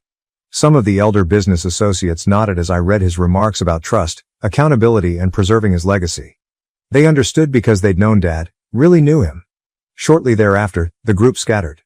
While some looked disapproving, the righteous wrath had subsided, and others gently apologized as they walked away. Without saying another word, Mom and Steve returned inside. I showed there with Mr. Anderson and a locksmith on the morning of the deadline. Although they weren't required, I had hired a security company to be on hand just in case. The house was deserted. The remainder of their possessions were packed into Steve's truck. Steve couldn't help but give me a last poke, but Mom refused to look at me. As he assisted Lisa into his pickup, he asked, "You're happy with yourself? Your father would be so proud of how you've treated your mother." I didn't answer. Dad would have known. I know he had prepared for this possibility. What other reason might he have had for being so explicit in his will? I strolled about the home after they had left. I had underestimated the extent of the harm. Builder-grade materials had been used to replace the original fittings. Dad had painted over or taken out his handcrafted woodwork. We had spent so many weekends at the workshop, and it had changed completely. I have no intention of pursuing damages, but Mr. Anderson documented everything for any legal considerations. I simply want to put this chapter behind me and concentrate on fixing what can be fixed. Some of Dad's old craftsman friends have already been contacted, and they are eager to assist in rebuilding the features that were taken out. For now, Mom is staying with her sister. The majority of my relatives have stopped talking to me altogether, however some sometimes call to chastise me. On social media, Steve's children continue to share heartbreaking updates about their poor mother being thrown out of her home, but fewer people are responding to each post. Through it all, Emily has been my pillar of support. She reminds me of Dad's letter whenever I begin to doubt myself, expressing his faith in my ability to make the right choices. I will eventually tell Emma about her grandfather and the heritage he attempted to preserve, but she is too little to comprehend what is occurring right now. To restore the house to its original state, I'm collaborating with a restoration professional. We can preserve the spirit of what Dad made, but it won't be perfect. Some things can't be reversed. First, the workshop will be restored. The same place where I learned from my father is where I want my daughter to study. Being the villain in someone else's tale is sometimes the price of doing the right thing. I may never be able to rebuild the relationships I lost, but I can live with the fact that I preserved what my father trusted me with. As Dad used to say, integrity is about doing the right thing, even when it hurts, and not about taking the easy route. I believe he would comprehend. My last update will be this one. I appreciate everyone's support along this journey. My family favored my sister and ignored me at her wedding, but at mine, she reconciled by gifting me our grandmother's heirloom bracelet. As a 42-year-old who has struggled with complicated family matters for as long as I can remember, I believe the time has come to tell my tale. To put it mildly, my relationship with my 38-year-old younger sister has never been easy. I've always felt like I was playing second fiddle in my own family, and it's obvious that our parents have always preferred her above me. Almost every element of my life, including my relationships, professional decisions, and even sense of self-worth, has been influenced by this emotion. My sister was the center of my parents' attention from an early age. I was more introverted and, to be honest, lonely, but she was always the gregarious, popular one. I very well recall the celebration for my 10th birthday. Only a few of the students who were invited by my parents came up. My sister, who was only 6 at the time, managed to steal the show and keep everyone entertained with her antics. When I stealthily went away to my room, holding back tears, my parents hardly noticed because they were so preoccupied with her. I was merely there at school, while my sister was the life of the party. "Why can't you be more outgoing like your sister?" is something I've heard more times than I can count. "And your sister is so lively, why aren't you?" These comparisons never stopped, gradually eroding my sense of self-worth. I began to think that there must be a problem with me, that just because I wasn't like my sister, I wasn't good enough. The preference only became more obvious as we got older. I made a valiant attempt to forge my own professional path, but my parents never seemed to appreciate it. It has always been, "You should network more like your sister." Or, "If you were as charming as your sister, you'd get promoted faster." Every achievement I made was compared to my sister's, and they always thought I fell short. I gave my best to my work in the hopes that my parents would eventually recognize my value if I could just achieve enough success. As I advanced in my job, I gave up my personal life to work late into the night and on the weekends. I recall working 80-hour weeks for months on end on one particularly taxing job. I was thrilled to contact my parents to tell them that I had finally gotten a significant client for my business. How did they react? "Oh, sweetheart, that's lovely. Have we informed you of your sister's recent employment? It will be 6 digits for her." That was always the case. It was never enough for them, no matter how high I climbed. In contrast, my sister managed to get by on her charm and the steadfast backing of our parents. Please understand that I adore my sister. She is not a nasty person, and I am aware that our parents' different treatment of us is not her fault. However, it might be difficult to avoid feeling bitter at times, particularly when she appears unaware of the privileged treatment she receives. My sister got married last month. It would be an understatement to say that our parents were ecstatic. They dedicated a large portion of their cash as well as their hearts and souls to organizing the wedding. I thought it may be an opportunity for us to strengthen our family ties, so I offered to assist with the preparations, but I was graciously turned down at every stage. "Oh, you're so busy with work, we wouldn't want to bother you," they'd reply. In actuality though, they didn't want me to get involved. I made an effort to be upbeat, telling myself that it wasn't about me and that it was my sister's big day. However, I began to feel increasingly alienated from my own family as the wedding day drew near. When I learned that my parents had asked my sister's best friend to be her maid of honor without even taking me into consideration, it was the last straw. My mother simply remarked, "Well, you're not really the maid of honor type, are you?" when I challenged them about it. "We believed that a lower function would better suit you." The actual wedding day was challenging. My sister was praised throughout our parents' remarks, which included stories about her early years and their pride in the lady she had grown into. Not a word about me was said. They acted as though I didn't exist and that the three of them made up their entire family. On the inside, I felt like I was crumbling, but I sat there trying to smile. I heard my mother speaking to one of her friends after the ceremony. "We're so relieved," she remarked. "We were worried we might never get to experience a wedding day like this." It was obvious that they didn't believe I would ever get married. The worst was still to come, but it felt like a kick to the belly. My mother drew me aside later that night. I briefly entertained the idea that she may express regret for not including me in the remarks. Rather, she said something that will always stick in my memory. "Don't stress about your wedding. Since this might be the only one we get to plan, we put our all into it." We wanted to ensure that we did it correctly. Something broke inside of me at that very instant. All of the years I had spent feeling inferior and attempting to get their acceptance came tumbling down. However, it also seemed as though a fog had dissipated. I realized for the first time just how poisonous our family dynamic had become. The problem is that I'm not some lonesome spinster that they should be concerned about. 39M, my amazing fiancé, believes in me and loves me for who I am, not what he believes I should be.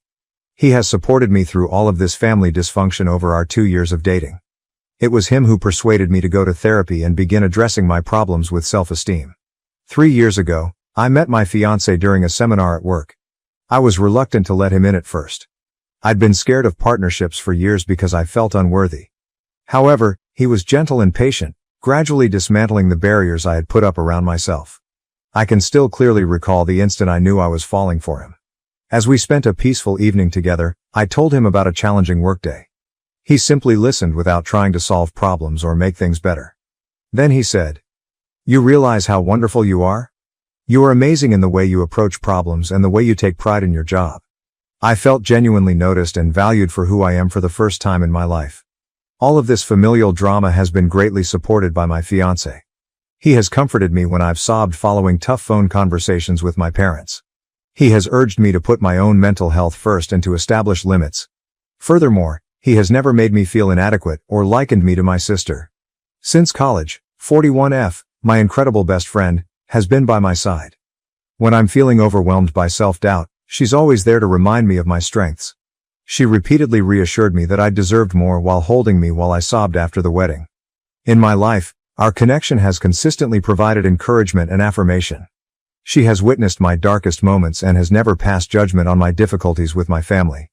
Rather, she has consistently provided me with a sympathetic ear, a shoulder to weep on, and occasionally a harsh reality check when I begin to internalize my parents' criticism. Building a life away from the influence of my family has also been greatly aided by my best buddy. She is the one who inspired me to follow interests and pastimes that I find enjoyable, even if they don't align with my parents' preferences. Because of her, I've developed a love for painting, which I never would have attempted if my only goal had been to please my parents. For me, these painting sessions have turned into a kind of therapy where I can release feelings that I've suppressed for years. I'm currently working to take back my life and my self-esteem. I'm attempting to strengthen my sense of self while in treatment and healing from years of emotional neglect. It's not simple. On some days I can still hear my parents' judgmental voices telling me that I'm not good enough. However, I'm learning to confront those ideas and remind myself of my own value and potential. My fiancé and I are discussing our own wedding plans, which will be small and personal and accurately represent who we are as a pair. It's thrilling, but it also evokes a wide range of complex feelings. To show my parents that I'm deserving of a celebration, I secretly hope to have the lavish wedding my sister had.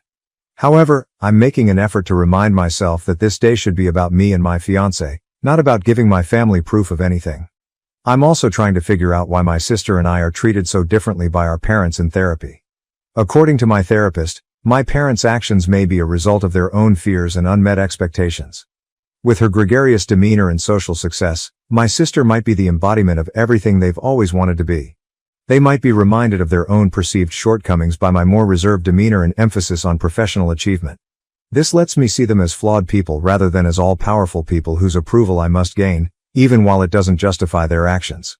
However, I'm having trouble deciding how to proceed with my family. I want to completely cut them off in order to shield myself from more harm. I also harbor the hope that we might be able to mend our friendship. However, I'm not really sure where to begin. I've considered going up to them and telling them how they've harmed me over the years, but I'm scared they'll just brush it off as they always do. Even worse, they'll reverse it and blame me for my sister's success, saying that I'm the issue because I'm too sensitive or envious. According to my fiancé, I ought to offer them one final opportunity to get together and discuss our relationship openly. He thinks there's a chance they would realize and desire to change if I can articulate how their actions have affected me. He has volunteered to support me by being present if I choose to have this chat. However, my best friend believes that I should put my own recovery first and avoid them, at least for the time being. She fears that attempting to mend the relationship before I've resolved my personal problems completely could hinder my advancement. Instead, she said, I might want to write them a letter to describe how I feel without having to respond right away. I'm conflicted. They are my family, on the one hand. A part of me still yearns for their affection and acceptance in spite of everything. There are both pleasant and painful memories in me, such as my mom consoling me after my first heartbreak and my dad teaching me how to ride a bike. I question whether it's worth struggling for those moments of connection. However, I'm worn out after years of trying to live up to their expectations only to be ignored and underappreciated all the time. I'm concerned that if I keep talking to them, I might not be able to get well and go on with my life. Additionally, I fear that my future children will experience the same suffering and insecurity that I have. As I type this, I'm aware that I've never really put all of these emotions into words before. It is both overpowering and somewhat freeing. I've devoted a significant portion of my life to attempting to fulfill the expectations of my parents. I'm now at last beginning to understand who I am and what I desire. I'm looking to you, Reddit, for guidance. How would you respond if I were you? How can I handle this complicated familial situation? Should I concentrate on starting a new family with my fiancé and friends who genuinely care about me? Or is there any chance that we may mend our relationship? If any of you have experienced comparable circumstances, how did you respond? Was it best for you to keep your distance from your family, or were you able to mend your relationship with them? How did you handle the guilt and the pressure from society to keep family ties intact if you did remove yourself? I appreciate you reading this far. I realize it was lengthy. Finally sharing something with someone, even if they are only complete strangers you met online, feels nice. I would be very grateful for any guidance or words of encouragement. I feel like I'm at a fork in the road and don't know which way to go. However, I am aware that I cannot stay in this state of uncertainty and keep looking for unfulfilled acceptance. A change is needed, but I'm not clear what that modification should entail. First update. 2 months have passed since my last post, and I wanted to give you all an update on what has been going on. Firstly, I would like to express my gratitude to everyone who read my tale and gave me advice. Your assistance has been priceless. The most significant shift has been in how I view myself. I've been going to therapy regularly, and my self-esteem is really improving. I'm working through years of emotional maltreatment and continual comparison to my sister with the support of my therapist. Although it's challenging, I'm coming to value myself regardless of my family's opinion. It has been beneficial to keep a wins journal. I jot down one accomplishment, no matter how minor, every day. I'm gradually coming to terms with the fact that, despite what my family may believe, I am competent and deserving. I've also shared my difficulties with my coworkers. Unexpectedly, a lot of others had comparable experiences, which made me feel less alone and opened up some fantastic mentorship opportunities. My relationship with my fiancé has undergone the biggest shift. Our relationship has strengthened as we prepare for our wedding. Throughout it all, he has been my pillar of support, always ready to listen and offer uncritical support. We've discussed our future in great detail, including how we want to handle family dynamics with our own prospective children. Speaking up about my anxieties of repeating the habits I was raised with has been both frightening and freeing. In addition to being understanding, my fiancé has pledged to constantly work with me to establish a kind, encouraging household. While talking about wedding arrangements last week, an unforgettable moment occurred. To show my family that I'm deserving of a celebration, I acknowledged that a part of me wants a lavish wedding like my sister's. You don't have to prove anything to anyone, my fiancé replied. I want our wedding to be about us, not your parents or anybody else, because you deserve to be celebrated every day. His remarks served as a warning. I came to the realization that I was still unconsciously trying to win my parents' approval. We have now made the decision to organize a wedding that accurately captures who we are as a couple. We have made some firm decisions. We intend to have a small, private ceremony with only our closest friends and family, perhaps at sunset on the beach or in a garden. We wish to honor our love and dedication in a cozy, happy setting. We're thinking of combining our love of the outdoors with the romance of beginning a married life by going trekking in a national park for our honeymoon. But I'm not sure if I should invite my sister and parents to the wedding. Reconciliation is something I wish for, but I'm afraid they'll ruin our day or say something cruel. My fiancé has been encouraging and has promised to support my decision no matter what. In order to establish clear guidelines for acceptable behavior, he has even offered to speak with my family if we invite them. My maid of honor, who is also my best friend, has been a huge help. She has immersed herself into the wedding planning process, and her excitement for this new phase of my life has been a lovely diversion from my complex familial feelings. She has been gently encouraging me to think about my own desires, apart from any obligations to my family. I am reminded by her that today is your day.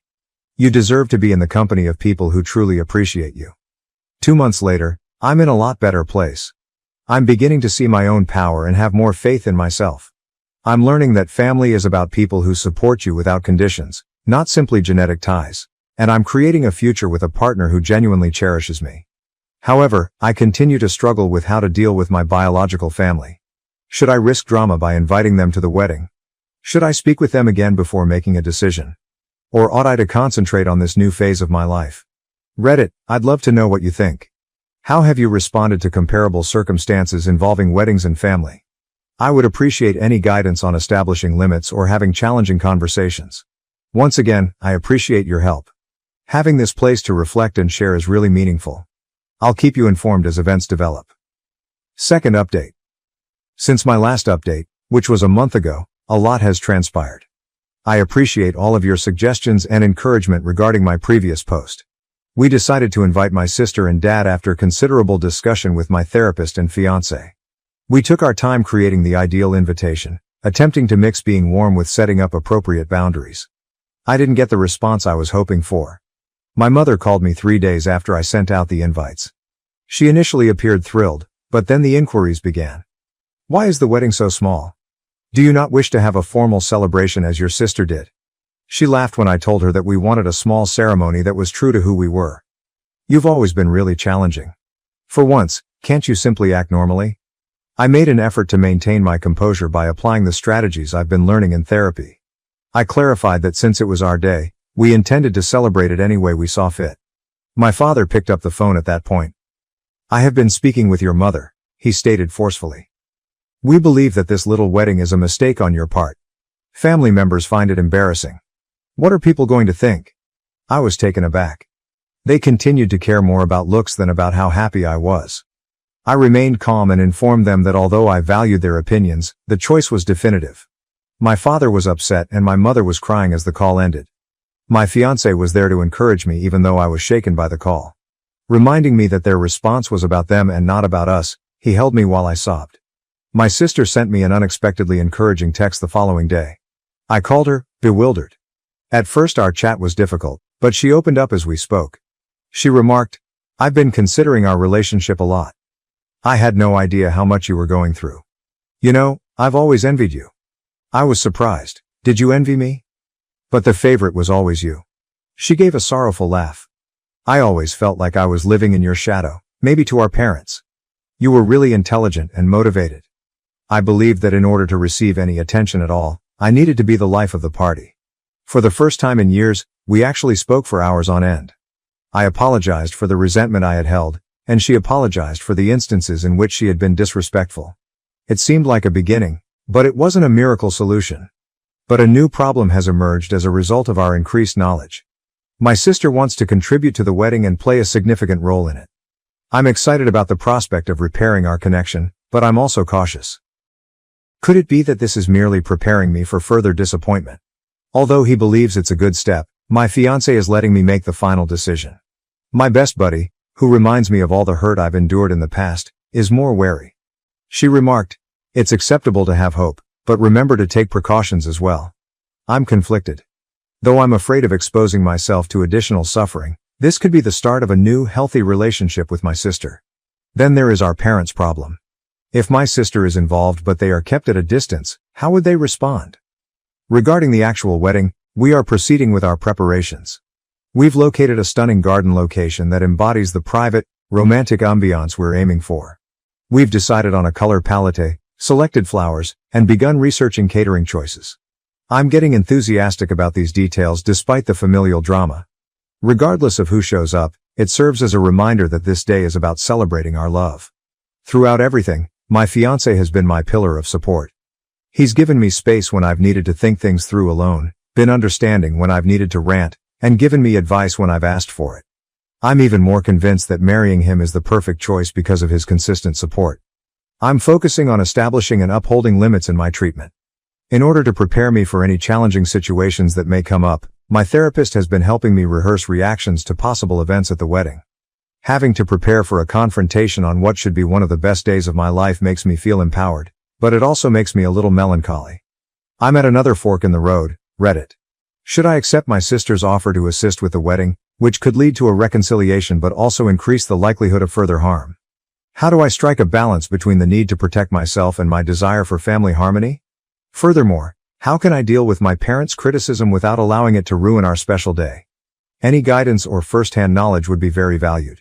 Again, I want to thank everyone for their support. You have no idea how much it means. Third update.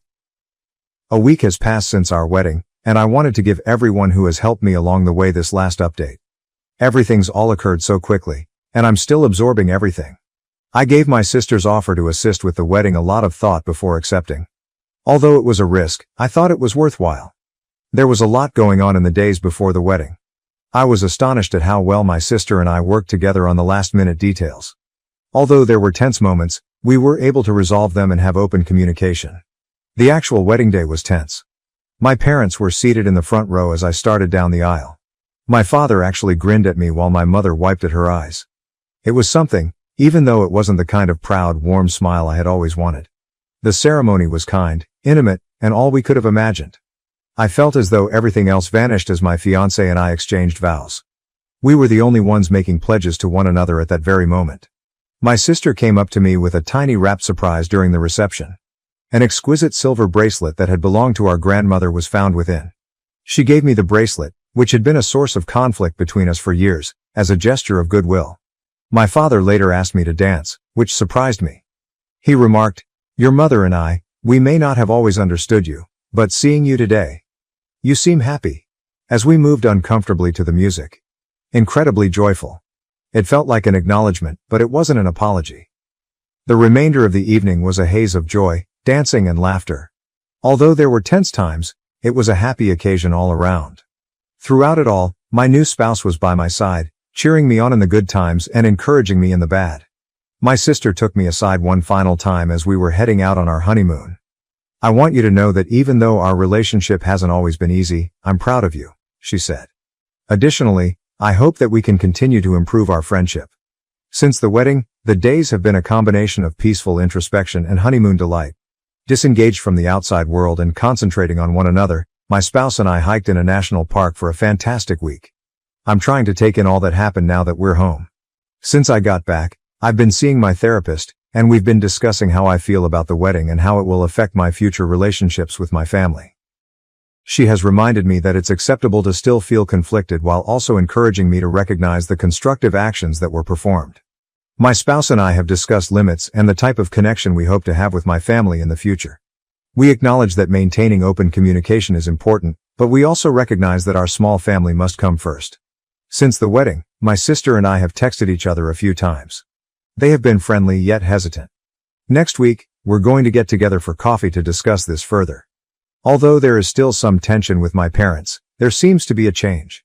When my mother called to inquire about the honeymoon, the conversation was a little stilted, but it lacked the criticism I've grown accustomed to. I'm struck by how much has changed as I think back on the entire experience, from my first post to this point. I'm not gullible enough to believe that our family's problems are all behind us.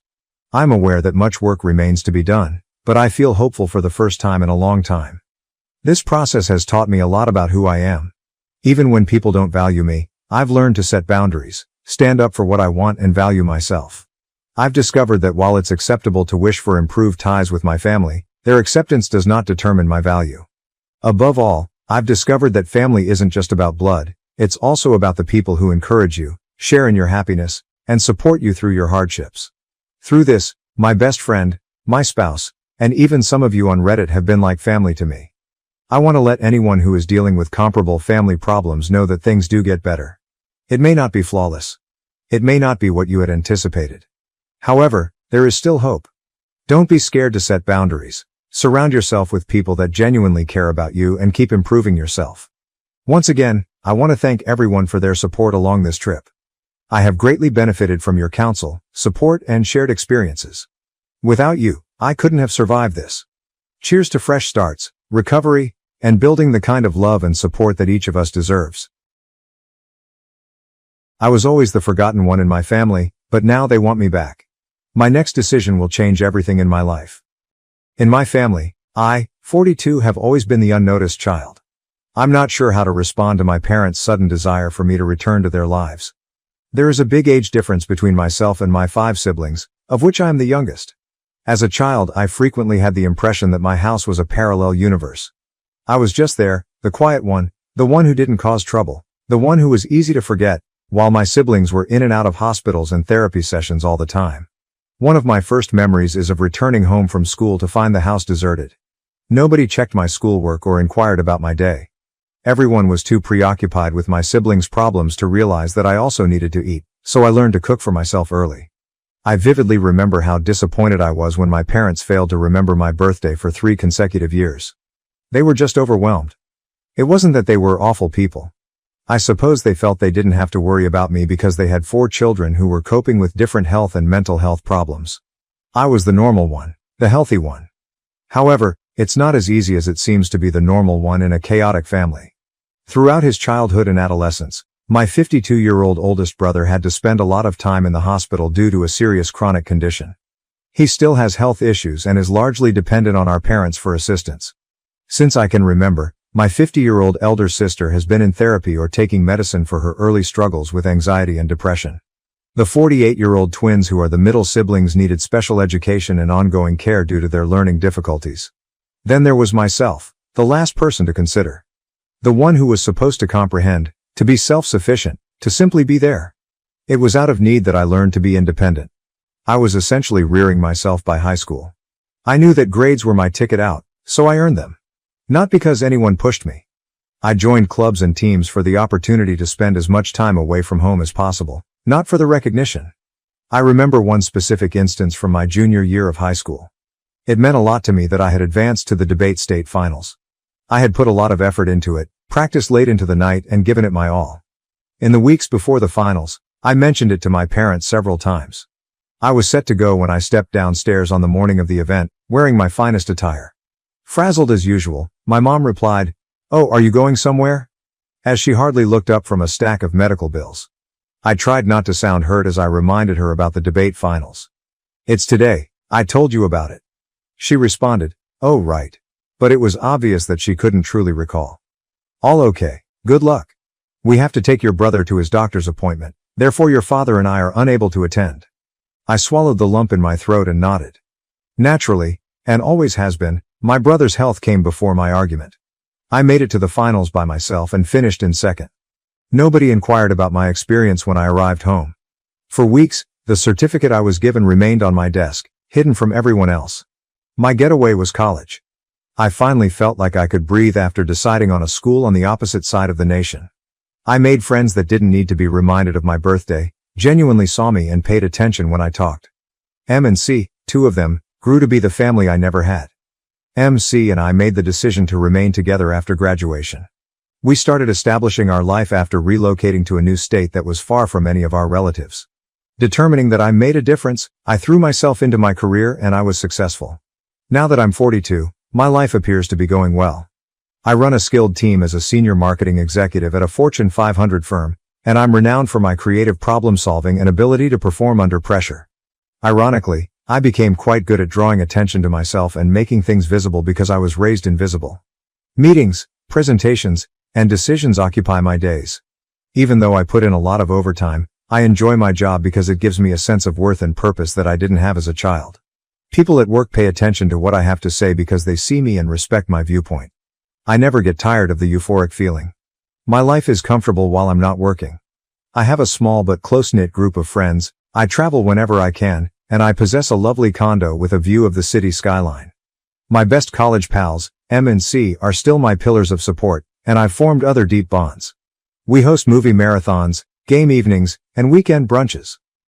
I've been addressing issues of abandonment and persistent feelings of invisibility in therapy for years. Although the process has been drawn out and occasionally difficult, it has improved my understanding of who I am. I've learned to respect myself, set limits, and quit looking to those who can't give me approval. My interactions with my family have been sparse for the past 20 years, rare visits every few years, and infrequent phone calls on holidays. To shield myself from the hurt of their apathy, I kept them at arm's length rather than cutting them off entirely. Then, unexpectedly, my mother called last week. We hadn't spoken for more than a year, and our most recent contact had been a clumsy exchange of pleasantries, so I nearly didn't respond. But I had to pick it up for some reason. Without even saying hello, she continued, "We want you to come home for Thanksgiving." She sounded older and more worn out than I could recall. "You are missed by your father and me." It seemed as though someone had punched me in the stomach. "Do you miss me?" When I was growing up, where was this? When none of them appeared after I graduated from college. When I built a life for myself for 20 years. I stumbled. "I'm not sure if I'll be able to make it. Work is really busy right now, and I have plans with friends." "Are you planning with friends?" Her voice assumed that tone of remorse that I was all too familiar with from my early years. "Your family is us. If you need to alter your plans, your pals will undoubtedly understand." Family seemed like a hollow term. After feeling like an afterthought my entire life, what did it mean? She went on to say, your siblings will all be here. Apparently oblivious to or choosing to disregard my reservations. To have everyone together once more would mean so much. I was filled with resentment. Is everyone back together? First of all, when had we ever been together? I couldn't recall a family meal where someone wasn't experiencing a crisis, going to therapy, or being admitted to the hospital. I finally said, I'll think about it, to put an end to the discussion. However, I knew I wasn't going as soon as I hung up. I became physically nauseous at the idea of sitting around a table and looking like we were a happy, regular family and everything was good. 1 week later, I'm still debating the choice. I had a tiny kid-like want to leave, to think that perhaps, at last they noticed me. That perhaps they wish to make amends because they regret how they treated me. However, the mature side of me, the one that has had treatment and undergone the arduous process of recovery, is more aware of this. They haven't called because they've suddenly realized how much they've been ignoring me. My siblings are still having difficulties, they are growing older, and they have come to the realization that I'm the only one with their lives in order, which is why they are phoning. I'm their fallback option, not their daughter. I can't quit thinking about it though. What if I'm mistaken? What if this is a sincere effort to get back in touch? Am I being unforgiving or overly harsh? Or am I at last defending myself and establishing sound boundaries? I thought I had dealt with the feelings that the call had evoked. More than in years, I've been thinking back on my early years. I had a dream the other night that I was back in my former bedroom, shouting loudly, but no one could hear me. I felt like that forlorn, invisible youngster again as I woke up in a cold sweat. It also has an impact on my work. I was thinking about my family when I slept off at a crucial meeting yesterday. My team took note and continued to give me worried glances. I have a reputation for being calm and attentive, yet after just one phone call, I feel like I'm losing it. After discussing it with M and C, they both believe I shouldn't go. They have personally witnessed the harm done by my family and the years it has taken me to recover. They fear that returning home will reverse all of my gains. There is nothing you owe them, M stated firmly. Don't allow them to pull you back into their drama. You've created a wonderful life for yourself. C was more tactful. Remember how long it took you to stop flinching every time the phone rang? I know it's hard, he continued. When you first started establishing limits with them, how many panic attacks did you experience? Is all that development worth the risk? I am certain that they are correct. However, that little voice of the young child who merely wanted her parents to notice and adore her is still inside of me. Perhaps this time will be different, she's whispering. They might finally be the family I've always desired this time. M and C also remind me that I have the freedom to choose, and they will be there for me no matter what. And I'm grateful for that, but it doesn't help with the decision. So here I am asking random people online for guidance. Is it improper of me to want to go? Is it selfish of me to prioritize my mental well-being over a family reunion?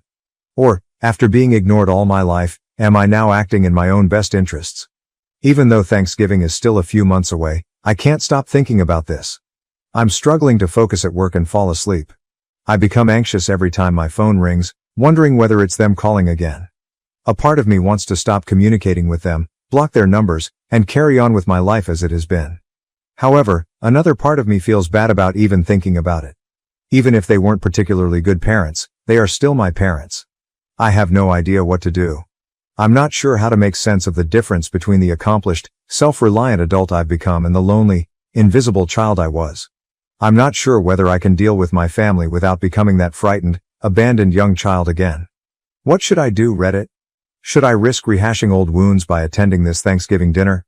Or should I keep my distance and possibly ruin any possibility of a reconciliation? When your parents suddenly want you in their lives after decades of ignoring you, how do you handle it? I would appreciate any guidance. I could really use an outside viewpoint because I feel like I'm drowning in uncertainty. Update 1: About 2 weeks have passed since my last post, and while I would like to claim that things have become more obvious, they have really gotten more confusing. Though recent events have taken me by surprise, I appreciate all of the support and advice. It has given me a lot to think about. First, my older brother, who has long-term health problems, called me out of the blue. It was unexpected to see his name on my caller ID because we haven't spoken face-to-face in years. I briefly believed that something horrible had occurred. His voice seemed older and more worn out than I remembered when he said, "Hey sis. Have you got a moment?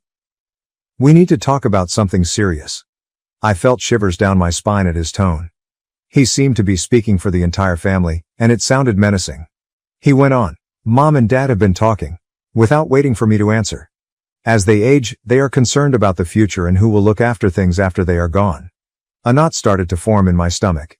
I hoped I was mistaken, but I had a feeling I knew where this was going. When they can no longer care for one of the boys, they want to appoint you as their legal guardian. The boys referred to our brothers who suffered from serious illnesses. It seemed as though someone had punched me in the stomach. Protector? Me? For most of my childhood, they hardly acknowledged me as the invisible child. What? I choked out. Why me? Why now? My brother let out a deep sigh. Look, I realize this is a lot to ask, but you are the only one who is truly stable. Everyone else has their own problems. You've succeeded. You're in control of your life. They believe you to be the ideal option. What I was hearing was unbelievable. Suddenly, after years of being neglected and treated as an afterthought, I was given this enormous duty. It was like a horrible joke and it felt unreal. Have they even considered asking me about this? With a voice trembling with rage and incredulity, I demanded. Or were they just going to spring it on me at Thanksgiving? The person on the other end of the line paused for a while. When he eventually said, they were hoping to discuss it in person. I thought you should know beforehand, give you time to think about it. Consider it. How could I possibly consider being guardian of a brother that I don't really know? A sibling who has spent decades taking care of our parents. I can't do this, I replied, hardly raising my voice above a whisper. I can't just take on this duty and drop everything. My life is my own. Plans of my own. My brother remarked, I know it's a lot, in an apologetic tone. They're desperate though. They must have confidence that someone will cover for them while they are away. I sat in startled silence for what seemed like hours after we hung up. It was all so utterly ridiculous. After years of ignoring me, they now wanted to put this huge responsibility on me without even consulting me. I thought things couldn't get any more confusing, but a few days later, I got a letter from my mother. It was lengthy, meandering, and chock full of the same guilt-tripping jargon I recalled from my early years. She continued by talking about how difficult things had been for them, how much they had given up for the family, and how much they needed me right now. Near the end was the section that truly affected me. Sweetheart, we're not asking for much, she wrote. All we need to know is that someone will take care of the family while we are away. Our only hope is you. Just hope. I mean, how many times did I need them? When I was growing up, feeling unwelcome and invisible, where was there hope for me? Ever since I got that letter, I've been a complete disaster.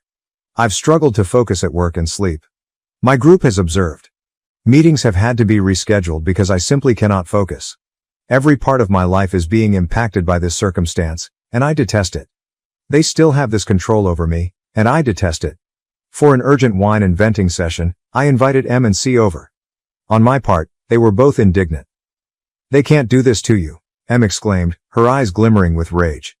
They cannot expect you to be their safety net after ignoring you for decades. It's unfair. C remained supportive but was more measured. He added softly, you need to consider what's best for you. Not what they desire or what's best for them. What would you like? What am I looking for? It's a straightforward question, but I'm having a terrible time coming up with a response. A part of me, the young child who constantly sought her parents' favor, longs to say yes and to be the decent daughter they never thought I was. However, the mature me, who has put a lot of effort into creating a life and identity apart from my family's shadow, is yelling no. I've devoted a significant portion of my life to proving my value to them, to being noticed, to being appreciated. And they want me to sacrifice everything now that I'm at last living a life where I am respected and seen. To suspend my life. To tidy up the mess they created. I become more irate the more I consider it. I'm not being asked to join the family. They want me to be their guardian and caregiver. They want a promise that their issues would be resolved when they leave, not a relationship with me. I've made up my mind after spending hours discussing it with M and C. I will not be attending Thanksgiving. I will not act as their guardian. I refuse to allow them to drag me back into the dysfunction from which I have so desperately fled. It won't be simple, I know. I'm aware that there will be emotional manipulation and guilt trips. However, I am also aware that I am worthy of better. I should be able to live the life I have created for myself without having to deal with their disregard and demands. I will give my brother a call back tomorrow to inform him of my choice. After that, I'll send a letter to my parents outlining my reasons for not attending Thanksgiving and my inability to fulfill their wishes for me to be their guardian. Even though I know it's the correct thing to do, it will be difficult. I'm afraid. I'm depressed. I'm pleased with myself for finally putting my needs first and putting my own health ahead of their expectations, even if I still want things to be different. Thank you to everyone who left a remark on my previous post. During this trying time, your words of support and encouragement have been invaluable. After a lifetime of feeling invisible, it means more than you can imagine to feel seen and understood. After speaking with my family, I'll provide another update. Good luck to me. I suspect that I will require it. Update 2. I feel like I've aged years in a matter of weeks since my last update, which was around a month ago. My family's predicament has escalated in unexpected ways, and I'm still in shock over all that has transpired. I want to start by saying thank you to everyone who left a comment on my previous post. During a very trying period, your guidance and encouragement meant the world to me. I heeded your advice, and when I needed it most, it gave me the courage to defend myself. I declined the position of guardian for my siblings and chose not to attend Thanksgiving, as I said in my previous update. After calling my brother to inform him of my choice, I wrote a letter to my parents outlining my justifications. For a time at least, I believed that would be the end of it. I was mistaken. When I got home from work last week, my 70-year-old mother was waiting for me at the door. I was so shocked that I almost dropped my keys. She has never come to see me before. Not even when I bought my condo, when I got my major promotion, or when I moved into my first apartment, but here she was, standing at my door as if she had every right to be there, looking older and more worn out than I remembered. "Mom," I said, barely raising my voice above a whisper. "What are you doing here?" She took a while to respond. She simply stared at me, her gaze sweeping across my face as if she had never seen me before. Perhaps she was. When she eventually stated, "We need to talk," her tone was forceful but gentle. "It's not good for your father. The physicians say." She trailed off, tears welling up in her eyes. I experienced a little twinge of guilt. I was unaware that my dad was ill. Then I realized that I hadn't known since they hadn't informed me. Because unless they require anything from me, they never tell me anything. I inhaled deeply, bracing myself. "I'm sorry to hear that," I added, trying to sound impartial. "But I don't see what that has to do with me." My mom's eyes became wide with surprise. "He's your dad," she cried out. "How can you say that?" "Is he?" The venom in my voice surprised me as I shot back. When has he ever acted like a father to me? I briefly believed my mother might try to enter when she moved forward. I remained steadfast in the doorway, preventing her from entering. I wasn't going to give her access to my personal space or the life I had created for myself. "Please," she begged, her voice adopting the guilty tone I so vividly recalled from my early years. "You are necessary. I am unable to manage things on my own because your father is constantly in and out of the hospital." "Your siblings?" "My siblings?" I interrupted her. "My siblings always." "Mom, what about me? At what point did you need me for myself rather than what I could provide for everyone else?" She gave me the impression that I had slapped her. "That's not fair," she remarked. "You have always been cherished by us. We have always supported you." I was unable to resist. I chuckled. The sound reverberated along the deserted corridor, loud and terrible. "Are you there for me? When? You forgot my birthdays. When? When did you miss my final debate? When did you not attend my graduation from college? Please let me know exactly when you were there for me, Mom." I briefly had a surge of gratification when my mother's face crumbled. She was at last experiencing a small portion of the suffering I had endured for years. She said, "We did the best we could," with a broken voice. You have no idea how it was to attempt to keep everyone alive and well. There was no time for it, I concluded. For me, for her. I wasn't ill, so you didn't have time for me. Since I wasn't creating issues, due to the fact that I was invisible. For a long time the burden of decades of unsaid hurt hung between us as we stood there in quiet. When my mother eventually responded, "I'm sorry," I briefly thought she was telling the truth. "That's not how we intended to make you feel. You are loved by us. You are necessary to us. Come home, please. Assist us." My eyes pricked with tears, but I blinked them away. My family has brought me enough tears. "I can't," I stated firmly. "I refuse to. Now, Mom, I have a life of my own, one I created without you. I won't sacrifice that to serve as your contingency plan." "Backup plan?" she asked again, raising her voice. "Do you believe this to be that? We are your family." I answered, "No." And even I was astonished by how definitive my voice sounded. "You aren't, no longer. I decided to choose my family. My friends, who have helped me, who have stood by me, who have seen me when you had no desire to look." With a look of disbelief and hurt on her face, my mother gazed at me. She remarked, "So that's it? You're just going to turn your back on us?" I gave a headshake. "No, Mother. It's been a while since you abandoned me. I'm simply leaving at last." She didn't answer. Rather, she turned and strode off, her shoulders hunched in surrender. I was both relieved and saddened as I watched her leave. It seemed like the end of something.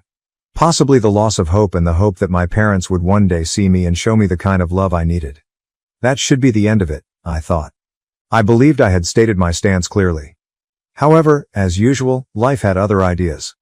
My brother called me a week following my mother's visit. His words, "My father passed away." I sat there looking at my phone, not sure if I should feel guilty, relieved or sad. The news seemed to be about a stranger rather than my own father, and I felt numb. According to my brother, the funeral is next week. Will you come? After closing my eyes and inhaling deeply, I answered, "No, I don't think I will."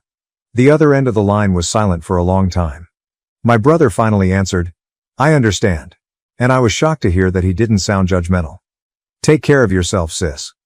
I sat for a while after I hung up, reflecting about my early years, my father, and our unfulfilled connection.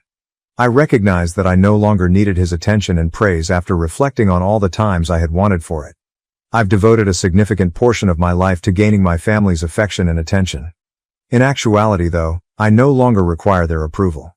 I am proud of the life I have created for myself. I have a career I'm enthusiastic about, friends who adore me, and a sense of self-worth independent of other people's opinions.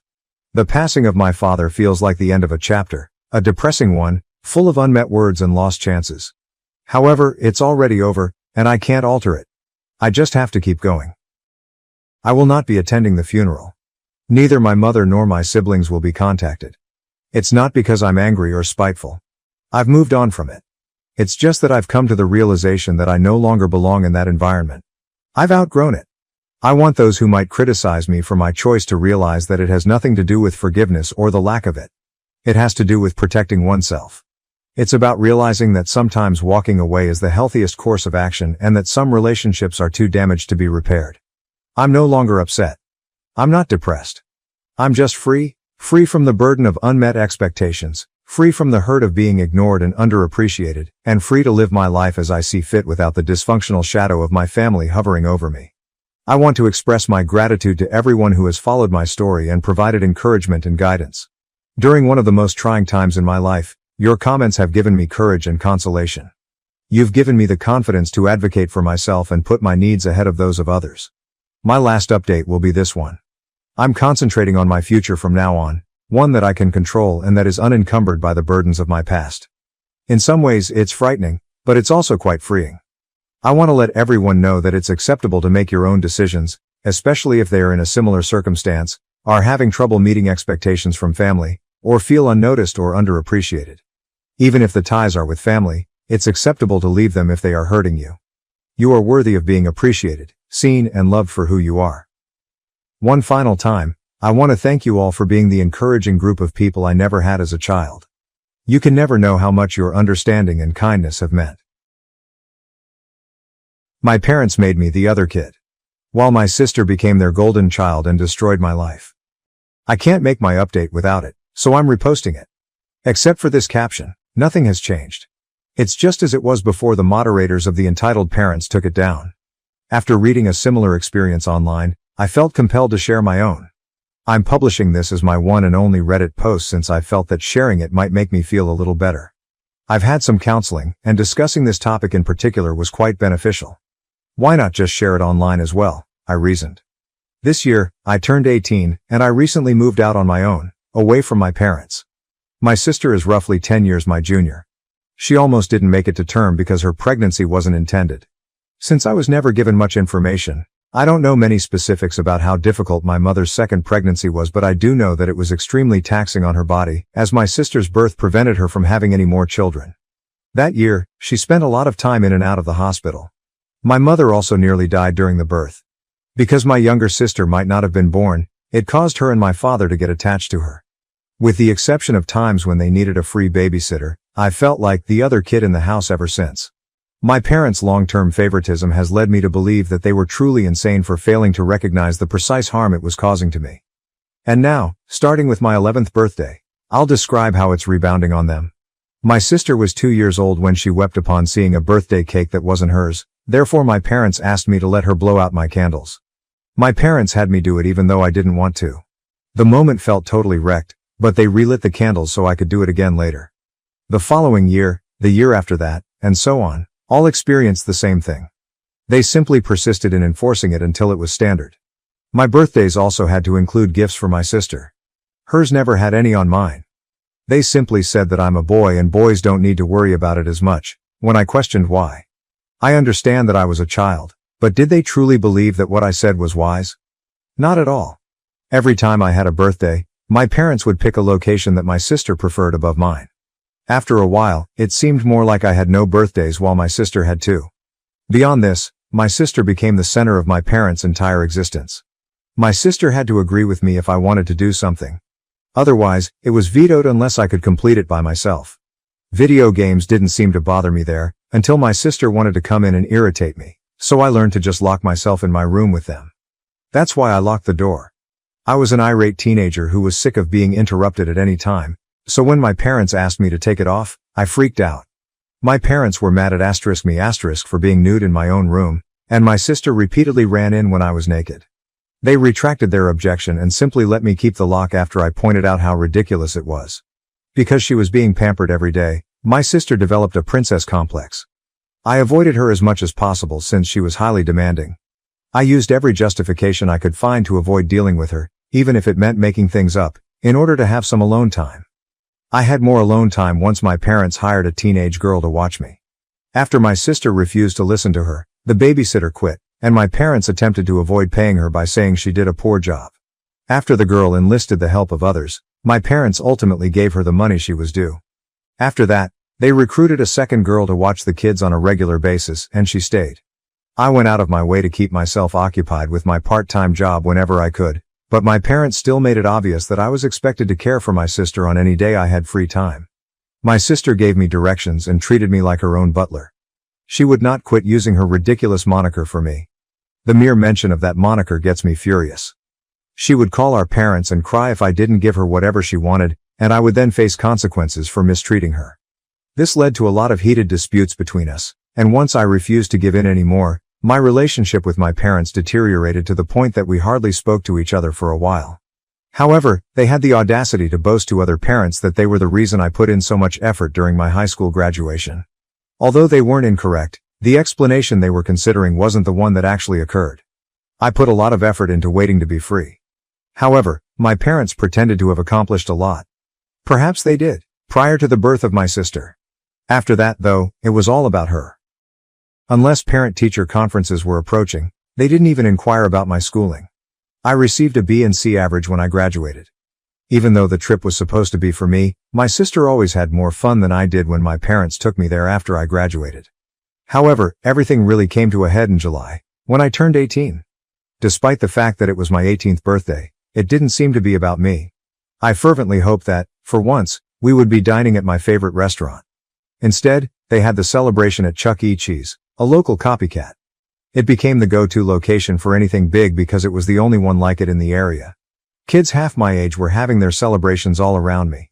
I had nothing to do but eat terrible pizza and play outdated arcade games and claw machines for tickets to insignificantly expensive prizes since I was so bored. My parents then produced a pink cake with white flowers on it when it was time for cake. It was clearly not a boy cake, even though it bore my name. There were only 10 candles, which was worse. In front of my sister, my parents blew out the candles and placed the cake. That's when it happened at last.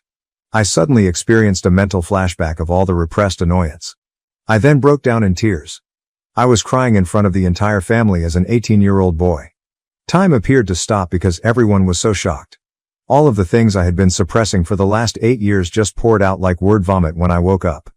The whole family was able to see it. I went outside to sit beside the family car after I was finished. My parents kept the pink cake covered until it was served. So many relatives followed me to apologize and explain that they were unaware of it. The fact that they were unaware didn't matter, I said. For the past 8 years, Little Miss Sunshine had dominated my life while they all looked on. My celebrations and birthdays were all about her, so I didn't really have any of my own. Then, on the most important birthday of my life, they all expected me to simply nod and smile as usual while they gave my sister a cake that was specifically for her, even though it wasn't her birthday. Some of them began apologizing to me, but they gave explanations, claiming that they simply assumed I was fine with it since my parents had told me so. I informed them that I would never tolerate it. I just pretended to accept it after my parents made me do it every year. I instructed them to glance around as I spread my arms. Did this seem like the location I had in mind for my 18th birthday and graduation celebration? All this time, nobody even made an effort to defend me. My sister had it all, and I was just the other kid. My parents stopped allowing me to invite my friends long ago after they attempted to express their disapproval of my sister blowing out my candles, so I never even got to have them there. Was wanting a year that was about me and not her really that bad? There are 365 days in a year. Instead, because I want my own birthday, I'm treated like the entitled, avaricious brat that I am. I resumed my nasty crying. By then, my mother was sobbing too, so my father rushed outside to scold me for creating such a big spectacle. Everyone in the room now believes they are awful parents because I destroyed my sister's moment. I shouted back at him that he should understand why they are bad parents. The rest of the family surrounded him like a swarm of wolves when I said that. I had never seen anything like it before, but I guess it was better late than never. The majority of the throng rushed back inside with my father to argue with my mother after he was virtually backed up to the restaurant's front entrance. My grandparents stayed with me and expressed regret for spending so much time with their eyes closed. I'm not sure what was said to my parents in the restaurant, but they didn't return for around 30 minutes. They appeared completely defeated when they did. Both of my parents were unable to look me in the eyes, and my mother was still sniffling after sobbing so much.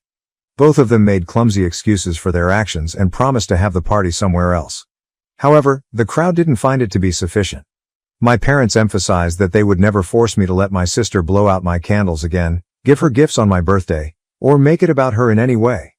One of my uncles cleared his throat pretty loudly. In addition to apologizing for bringing me a cake that was clearly not intended for me, there was another loud cough. They claimed they believed that at my age, cake was no longer a concern for me. Whoa, that was a terrible thing to say. I lost my temper again and screamed at them that it didn't matter how old I was. For years, they had given my sister my birthday without any justification, and they were aware of it. I informed them that since it was too late, there was no need in having the party again. They had made it quite evident that they didn't care about me. I brought up the fact that they had destroyed 8 years of my life before I reached adulthood. What birthdays with them would I be able to anticipate in the future? My father became upset with me for saying so, but he stopped talking after the whole family yelled at him. My grandfather informed him that I was entirely correct and that the harm could not be reversed. He claimed that ever since my sister was born, my parents were terrible individuals who took advantage of me and treated me like a black sheep. Furthermore, he claimed that they were all terrible because they simply allowed it to occur. He went on to say that I owed my life back, not just an apology. I resisted her attempts to approach me as she sobbed my name and apologized, but my mother broke down once more. She was body blocked from approaching half of the household. I just remarked that I was at my breaking point and turned to go. I was found and brought back by one of my aunts. I was so angry that I couldn't even be happy for any justice after all this time, even though I could hear several family members screaming and swearing at my parents over what had transpired. And throughout all of this, where was my sister? She was still eating cake and tearing apart gifts that were intended for me alone in the restaurant. In case anyone was curious, when I sobbed and left, my parents did offer her some cake. They were later called out on it, even though you would assume it wouldn't be their main concern right now. As everyone else left the party, my grandparents persuaded me to settle down and take a seat in their vintage minivan. When my sister was discovered to be opening my gifts, she pitched a fit. One of those gifts was a brand new smartphone, which she was not permitted to retain, so she hurled it against the wall and destroyed it. A few months prior, on her own birthday, she had received a brand new phone. In the end, I became so angry that I ranted about never wanting to have another birthday party. I was allowed to spend the night at my grandparents' place. I still hadn't spoken to my folks when I got home. My father remained as silent as I did, and my mother simply kept crying because I wouldn't talk to her. My grandparents persuaded me to join them for dinner the next weekend. I was shocked to discover a completely different party waiting for me when we arrived. Almost the whole time, my parents were there, grinning awkwardly and saying, "Don't hate us." A large chocolate cake with 18 candles and even a banner with my name on it was present. Since I didn't actually get to celebrate either this year, They dubbed it my happy belated birthday and graduation party. I had to act like I was delighted. 8 years of partiality cannot be reversed or even somewhat impacted by a one nice party. What happened to my sister? It wasn't all about her like it used to be, so she was sitting at the table with her arms folded and her lip twisted. The family sang me a modified version of Happy Day instead of Happy Birthday. My sister let out an ear-piercing scream as soon as I extinguished the candles. My parents, appearing more distressed than ever, had to take her out quickly and return her later. For the remainder of the celebration, she sulked in silence in her seat. My sister was punished for her actions at the last party by having her smartphone taken away, while I was still given a new one. However, there were other gifts besides the smartphone. My entire family helped out and bought me a car. Even though it was only an old white Volvo, I fell in love with it right away. My grandfather, who had some automotive knowledge, had fixed it himself. My sister was obviously not as delighted as I was. She threw a fit and demanded a car as well, letting out another one of those yells. It took some time for them to return outside after my mother had to take her to the restroom. My father simply returned to his dejected appearance. Their attempt to appear respectable in front of the entire family had been essentially wrecked by my sister. My sister was acting that way because my parents brought her up to be a pampered, entitled princess, according to several family members who also had harsh things to say about them. I immediately began driving the automobile around, but a few days later, my sister damaged it by smashing 2 side windows with a hammer and severely damaging the windshield, rendering the vehicle unusable. She screamed bloody murder as my parents grabbed her and removed the hammer, but they were able to stop her before she could do further harm. She even made an attempt to bite them. My grandfather had worked so hard on that car that everyone, especially my grandparents, was upset with my sister. It was destroyed by my sister's outburst. My sister was so indulged by my grandparents, they acknowledged, that she was unable to process the notion that I could have something that she was not able to. My sister was being raised to be an entitled brat by my parents, who were criticized by a number of other family members for setting her up for failure. They said that because my parents wouldn't enforce their rules and instill respect in her, my sister would have a horrible adult life. She was not unpunished for her acts. My sister was sent to boarding school at the beginning of the new school year after being grounded for the remainder of the summer. My father maintained that it was the only way to begin repairing the harm they had caused, despite my mother's tears. Yes, they admitted their mistakes wholeheartedly. Since no one took their side, it was difficult for them to hide it. At the boarding school, my sister is very miserable. She has been lying nearly non-stop and despises the rules and the outfits. But now that there are cameras everywhere, she can't get away with any of it. She yelled at our parents for placing her in that situation despite their repeated attempts to visit her. I've heard that she might live like this until she turns 18. My car's repairs were covered by my parents. The windshield and windows were replaced by an auto glass firm, and the vehicle now has the same appearance as before. My granddad approached me in August about a job possibility with a friend, but it was 40 minutes away. Unless I liked the lengthy journey, I would have to leave my parents' house. I was all for relocating. It was difficult for me to find my first flat. To get a studio, I had to have my credit card approved, but I was able to do it. Since September, I have been residing here. I don't talk to my parents very much, yet they keep trying to reach me. When we do speak, I always feel uncomfortable and uneasy. According to my grandfather, my parents are attempting to get in touch with me because they are unable to cope with their parental failures. He believes that in order for them to feel better about themselves, they want me to forgive them. However, I will not be forgiving them anytime soon. At last, I'm content and no longer with them. Now they have nothing. Not only do they lack my sister, they also lack me. The cost of my sister's boarding school, in addition to the party they held for me and the repairs they made to my car, forced my parents to work longer hours.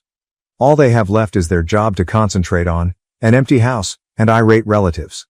Although I don't enjoy their suffering, it is ultimately the consequence of their own deeds. Edit.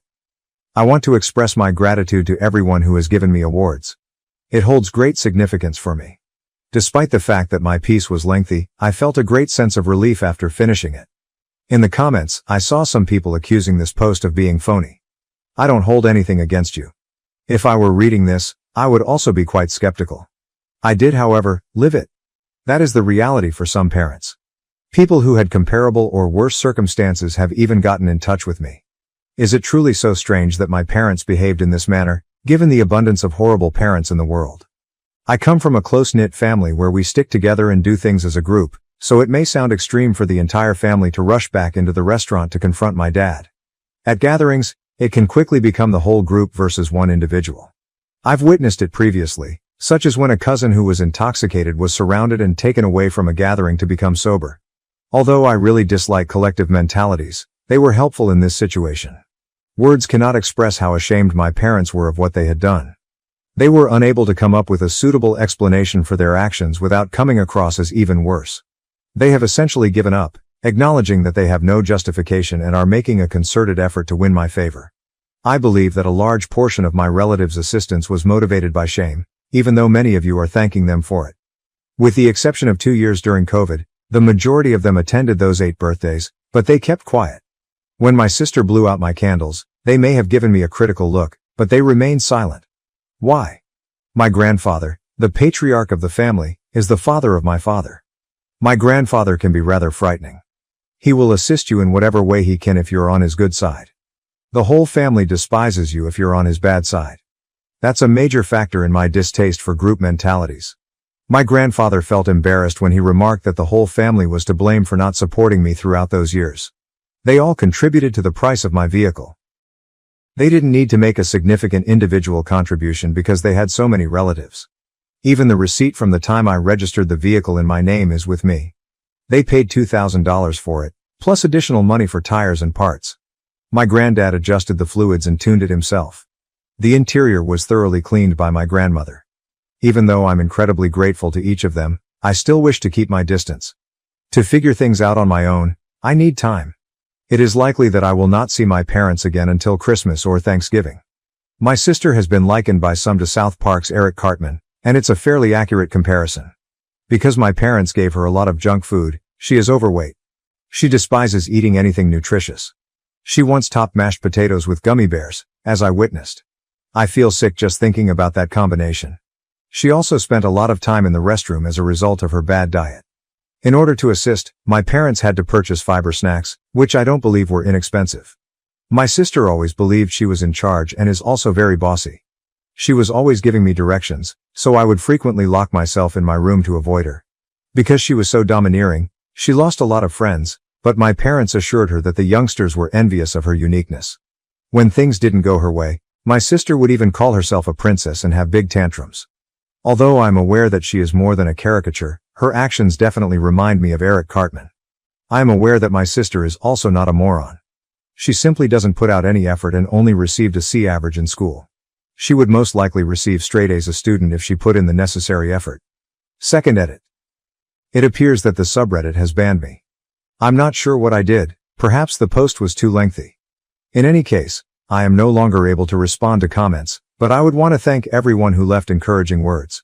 Thank you everyone from the bottom of my heart. Update. Here is what has transpired since my parents began celebrating my sister's birthday 8 years ago, for anyone who are curious. It has now been almost a year. I thought I was done here, so I didn't log in for a while. However, one day I decided to check in again and saw a ton of private messages requesting updates.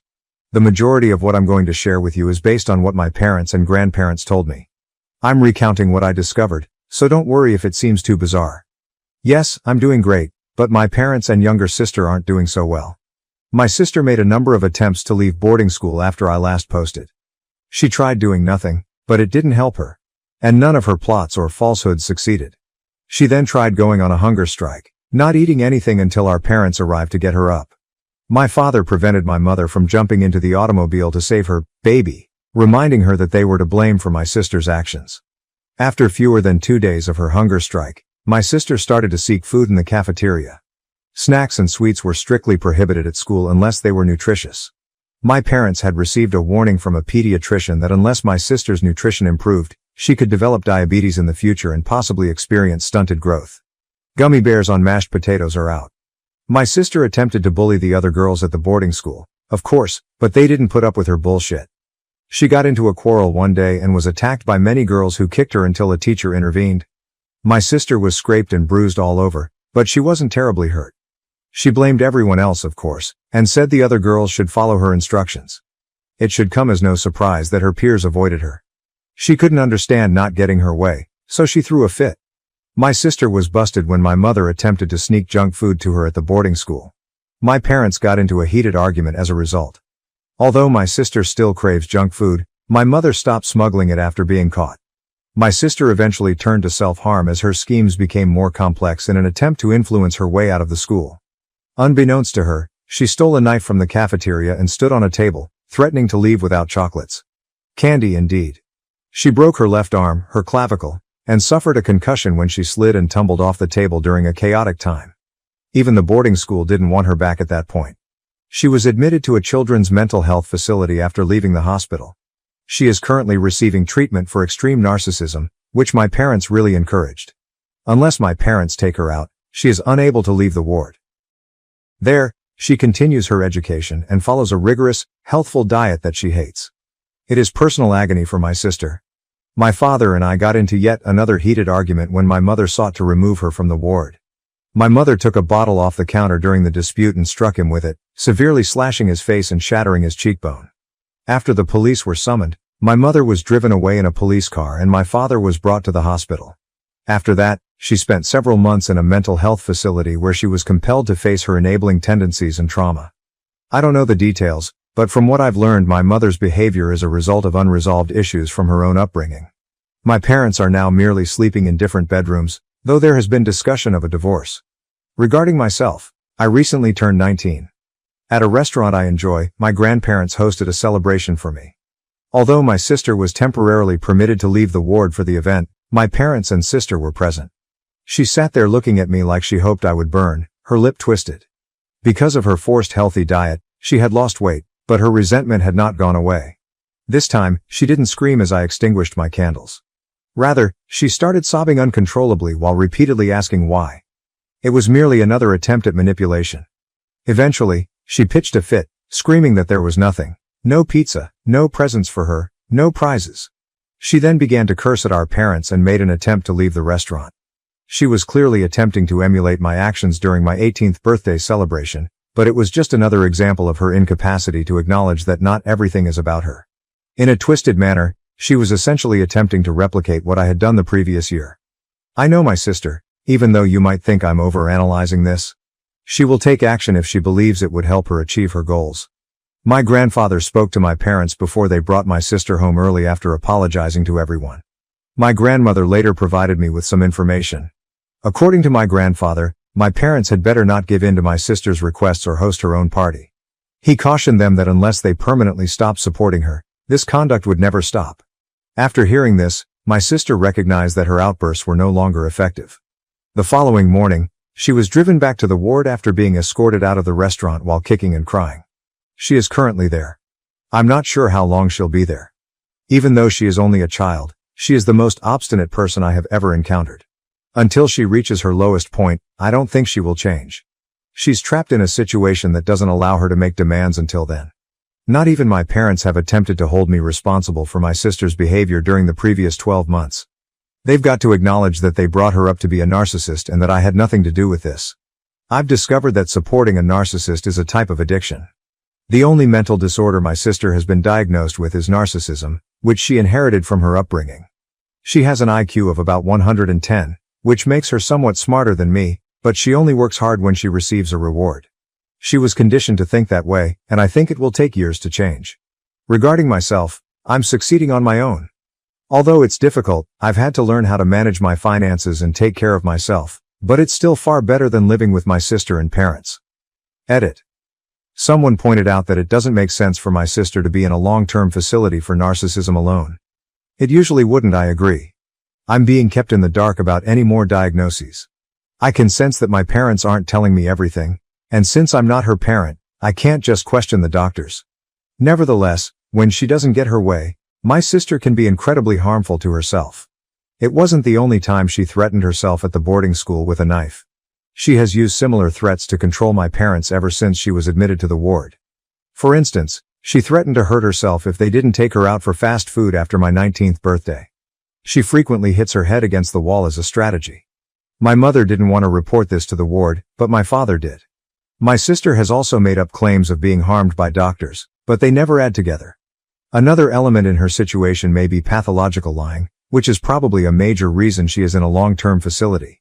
The cycle would repeat if my parents gave in to her demands once more if she were at home. I believe Little Miss Sunshine is relying on it. Third update. My knowledge of Little Miss Sunshine has increased. First of all, I acknowledge that I erred in some of my previous writings, including misrepresenting her age and other specifics. Anyone in my family who reads this would recognize me, even though I'm terrible at arithmetic and frequently try to hide facts to remain anonymous. To be clear, my sister blew out my birthday candles for the first time when she was 3 years old, and I was 8 when she was born. I was bitter as my parents began honoring her on my birthdays from the very beginning. By the time I turned 11, everything revolved around her, presents bearing her name, places she enjoyed, and her assisting me in unwrapping my gifts. Even if my parents acknowledged their mistakes, the years they stole from me still remain. Concerning the diagnosis of my sister, although a person cannot be officially diagnosed with narcissism until they are 18, my father acknowledged that she exhibits symptoms of potential NPD and other disorders. Due to the experiences she experienced as a youngster, my mother was also diagnosed with PTSD and another mental illness. Since my sister is their problem, not mine, my father advised me to overlook the fact that my parents have kept many details ambiguous. One of the most sensible things he has ever said to me is that the present condition of Little Miss Sunshine. She has no definite release date and is still in the ward. Although some of her anger has been tamed by therapy, she still feels entitled to all I own. She even demanded her own apartment during outbursts regarding mine. She has also continued to think that my birthday is hers. She was brought up that way, and my parents are solely to blame. They have requested me to keep quiet about the matter, stating that there is no assurance she will recover and that years of therapy will be necessary. In addition to taking medicine and attending treatment, my mother has become lethargic. She was temporarily committed for beating my father, but for some reason, she kept her job. Her employer let her to work from home for a lower salary. My viewpoint, since my actual birth date is eternally marred, I have made the decision to celebrate my birthday on the day of my belated celebration going forward. Returning to Reddit has caused me stress, even though I thought I was doing okay. My supervisor sent me home for the day because I'm so irritable and cynical. To deal with this, I'm thinking of looking for free counseling or local support groups. I am grateful to everyone who has read and comprehends my suffering. Although you have shown me kindness, I must concentrate on moving past my past. I may never come back here or respond to comments. Last edit, I discovered that I had committed math mistakes once more after reading my post again. My supervisor told me to take a sick day because I've been such a mess. Stress even made me throw up. Another post I came across showed parents chopping up their older child's personalized birthday cake for their golden child. This and other posts like it made me realize how many parents are just like me, changing only after embarrassment but remaining the same on a deep level. I'm cutting off communication with my parents and will talk to my grandparents about it more. I might not make another post here. I'd like to thank everyone who helped me. Wife left me and came back with a baby, begging for a second chance. Am I the asshole for shutting the door in her face? You've heard the phrase, "I never saw it coming," repeatedly? For me, it was precisely that way. I was married to my wife for the entire 4 years that we were together. To be honest, I thought we were doing well. For the most part, I believed that we were in agreement and we had plans and a life plan laid out. The problem is that, at least in my opinion, we both desired children. As soon as we were married, we began to discuss it seriously. She would constantly talk about how she wanted 2 or 3 children, what we would name them, how we would furnish the nursery, and other details. She would even plan this life with our future children while browsing baby gear and clothing online. It kept us connected and was sort of our thing to talk about. Everything appeared ideal, and we were eager to begin this new chapter in our lives together. However, we received some terrible news that left me speechless. We visited a doctor to find out what was wrong after a few months of trying to conceive. To cut a long tale short, it was me. The doctor essentially informed us that our chances of naturally becoming parents were very limited because my count was much too low. It felt like a stomach punch. All those plans we had suddenly disappeared, and I felt worthless. I was really hit hard by the news. I ended up for a while in a fairly awful position. I was a complete disaster at first, but therapy ultimately helped. At first, she seemed to be rather supportive, stating that she would be content with just the 2 of us and that it didn't matter. However, there was something strange about the way she said it right from the start. She seems to have dropped it far too soon. She was talking about having a family one minute and then she was claiming that she didn't need children to be happy. Don't get me wrong, I understand that individuals have second thoughts, but her entire demeanor seems strange to me. She had stopped thinking about baby names and was now completely avoiding any conversation about children. Furthermore, it seemed as though she began to view me in a different light. She would suddenly start making little jabs at me that she had never said before, Like how I wasn't taking care of myself or that perhaps I should work out or do more around the house. Indeed, I may have gained a few pounds, but it seemed like she was constantly looking for reasons to accuse me. She would dismiss it when I questioned her about the abrupt shift in attitude. She would claim that I was being unduly sensitive and that I was only dreaming. But I was aware of a problem. It was different with the lady I married, the one who would spend hours sitting with me discussing our future. She wasn't particularly cruel, but there was a certain coldness about her, as if she had already mentally checked out and was merely following the rules. I suppose that as time went on, I began to trust her when she assured me that everything was okay. In order to avoid coming out as needy or insecure, I quit pressing. In any case, after a few years, we were only getting by. We had gotten into a rut where we hardly discussed anything important. We seemed more like housemates than husband and wife. She would always dismiss my attempts to discuss other choices, such as adoption or surrogacy, by stating that she didn't want to consider them. "I'm happy as long as we're together," she would remark, but I never really understood. She seemed more concerned with persuading herself than I was. She suddenly tells me that she wants to go a girls' trip. She had gone on a few excursions with her friends before and I had always encouraged her to do so it wasn't strange for her to do so now. She had been talking for a time about wanting to travel to America with her pals, and we lived in Brighton. We had developed this trust over the years, so I didn't give it a second thought. I therefore made sure she had everything she needed, assisted her with packing, and drove her to the airport. I recall her final words before she departed. "Thank you for being so supportive," she added, turning to face me. She sounded so sincere that I dismissed it as her simply expressing gratitude, even though I found it a little strange that she would say that. It's not like I'd done anything really noteworthy. I remained up that night to make sure things went well by calling her when she landed. I kept myself occupied around the house, watching TV, keeping an eye on the time, and waited for her to text me to let me know that she had landed because her flight was expected to take roughly 9 hours.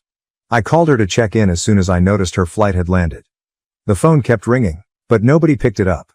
I didn't give it much thought because I assumed she was exhausted and might have gone directly to her hotel and crashed. However, by the time morning arrived, I had still to hear from her. I began to have this nagging concern in the back of my mind. I thought perhaps she was simply busy or her phone was on quiet, so I tried calling again and then texted her a few times. However, I was officially freaking out after a couple more hours of radio silence. In the end, I gave her sister a call to check whether she had heard from her. Nothing. I was really beginning to freak out by this point.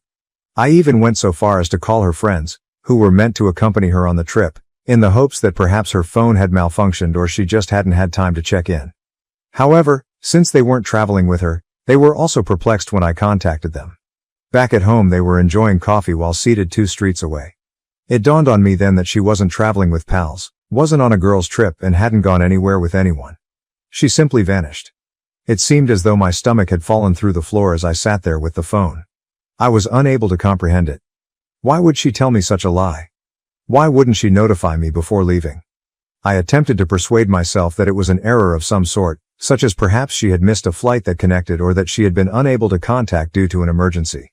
But I knew in my heart that she had this planned. Her stating "thank you for your support" and the entire girls' trip scenario were all components of whatever she had been imagining. I was at a loss for what to do. I couldn't wake up, as if I were living in a nightmare. I didn't marry this woman. I didn't even recognize this person.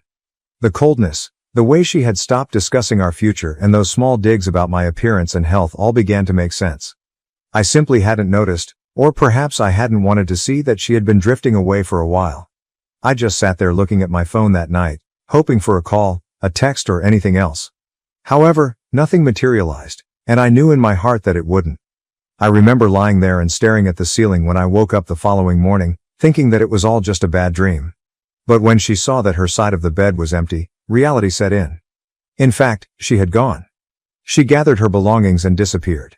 The assurances I had given myself the previous evening, that perhaps she was late or her phone had died, were no longer valid. She had clearly planned this and wanted to go. I was completely in denial for the first few days. I would keep ringing her phone in the hopes of hearing her voice and perhaps receiving an explanation. I even left messages.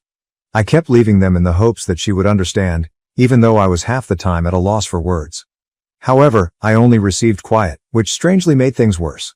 I felt as like I had been a stranger to her the entire time and had been left to work it out on my own, without any clue as to what went wrong. Her family was initially just as surprised as I was. They hadn't heard from her, and her mother didn't know anything about her plans. In the end, I visited there more times than I could remember in order to speak with her mother and get answers. They must have felt sorry for me. When I couldn't bring myself to cook, her mom would prepare meals for me and occasionally let me stay there. She would sit there while I talked about all the tiny things that didn't make sense, attempting to figure out how my life had suddenly become so complicated. And to be honest, there were times when I was too numb to speak and just sat there in silence. I oscillated between rage, despair, and remorse. I would constantly ask myself what went wrong. Was there a sign I missed? Was I not paying enough attention to her? On certain days, I would review all of our arguments and conversations in an attempt to determine what caused her to leave. I kept thinking about what I could have done better and how I could have preserved our marriage. I realize this seems dramatic, but I was completely fixated on finding the solution, as if it would somehow make everything better. I hardly slept or ate, and my work also began to suffer. People would notice and inquire about my well-being, to which I would just respond that I was occupied with personal matters. Declaring aloud that my wife had abandoned me without saying a word was embarrassing. I eventually told a few close friends, and they tried their best to divert my attention by bringing me out to hang out and encouraging me to move on. However, I would still worry about her even when I was with them, wondering where she was and why I wasn't enough to keep her.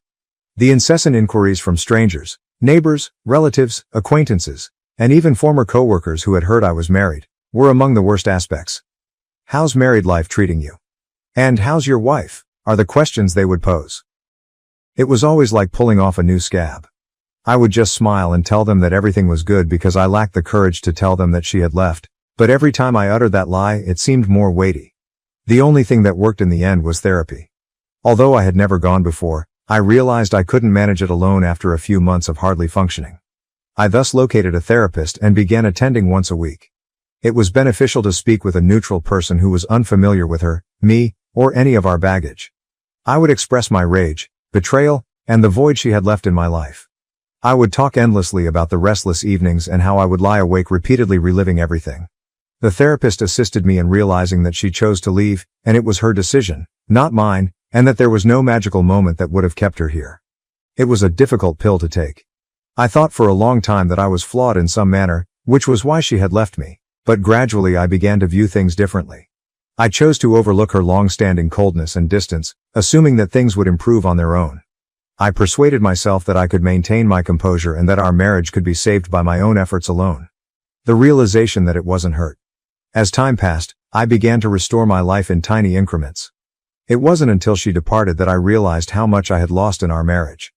I had always been the one who tried his hardest to make sure she was content and that our home life was comfortable. However, I had a lot of free time now and was unsure of how to spend it. I therefore began resuming old pastimes that I had forgotten about. I tried cooking new meals, went to the gym, and started reading literature I had been putting off. Eventually, the work also improved. As I began to feel more like myself, I started to put more effort into my work, but at first I was just going through the motions and barely keeping up with my workload. I felt like I still had control over something in my life, which was one of the few things that gave me a sense of accomplishment. Although I had always been skilled at what I did, I now give it my all. The extra hours, the concentration. I got a promotion as a result of it, something I never would have obtained if I had been moping about my problems. Even yet, there were painful days.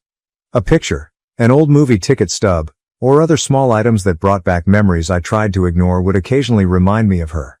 Looking at them, I would question her actions, whether she ever considered me, and whether she ever felt bad about what she had done. But gradually, those times began to disappear. I was able to let go of those memories a little more quickly and move on a little more easily each time. Additionally, I got back in touch with people I hadn't seen much of since getting married. We resumed our activities, including hiking and hitting the golf range, something I hadn't done in years. Having someone by my side who wasn't involved in the mess and could support me in moving on without pulling me back into the agony was a relief. In hindsight, I saw that I invested far too much of myself in that relationship, in being her spouse. I felt like I had lost a significant portion of who I was when she departed, as if she had taken a piece of me with her. But I was rediscovering who I was, piece by piece. Although it wasn't quick or simple, I was making progress. I was finally able to see someone who wasn't defined by her past actions when I looked in the mirror at the conclusion of that year. I wasn't just the man whose wife had abandoned him. I had rebuilt, I had survived, and I was stronger now. I felt as like I could truly live my life without her shadow looming over me for the first time in years. To be honest, I took pride in that. I believed I had moved on from everything. After all that chaos, life had at last begun to seem normal again. Or as close to normal as it could be. My work was going really well, my friends kept me occupied, and I had my routine down pat. Even my daily thoughts about her had stopped. Even while I still occasionally had flashbacks to odd memories, it wasn't as frequent as it used to be, when she was somehow involved in every part of my existence. She was therefore the last person I expected to see standing there when someone knocked on my door one Saturday morning.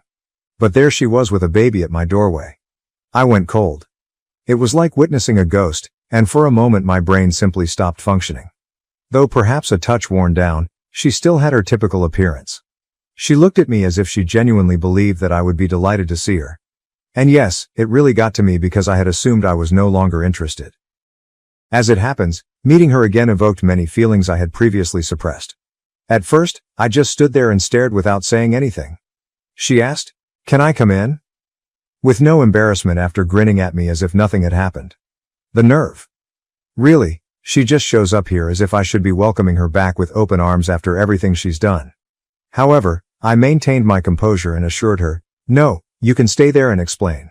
I didn't want her in my home, bringing all the craziness back into the one area I had created for me. Despite her somewhat disoriented appearance, she remained in her spot and began telling her story. "I know this might come as a shock, but I wanted to come back and explain everything," she said. She even had a hopeful expression on her face, as though she really thought I would be willing to listen to her. I was tempted to just close the door and laugh in her face, but I was too intrigued. I was curious about the reason behind her disappearance and what she had come up with. She continued by explaining that she had erred in leaving and that she had come to the realization that she had lost the greatest thing that had ever occurred to her, not my words, but hers. She claimed to have thought a lot and to have finally realized what was important in life after having this child. After years of ignoring me, it seemed that what mattered most was unexpectedly knocking on my door. "This is our second chance," she remarked, glancing down at the infant. What I was hearing about our second chance was unbelievable. It sounded like we would just pick up where we left off, with this child acting as some sort of miraculous reset button. I was furious on the inside, but I attempted to maintain a neutral appearance. She continued by claiming she wanted us to be a family once more and that although she had made a horrible mistake, we could now start over as just the three of us. The one question that has been bothering me ever since she arrived was finally asked. "What made you go?" I tried to speak as steadily as I could, but I wasn't sure how much longer I could contain myself. Now that she was here, I needed to hear it from her since I had tortured myself with all the possibilities for years in an attempt to comprehend. After hesitating and glancing down at her feet as if embarrassed, she finally told me the truth, or at least what I thought it was. She acknowledged that she left because she wanted a child and had found someone who could provide one for her because I couldn't. She honestly stated it as if it were insignificant, as though she hadn't destroyed my life, and as though I should just nod and take it as gospel.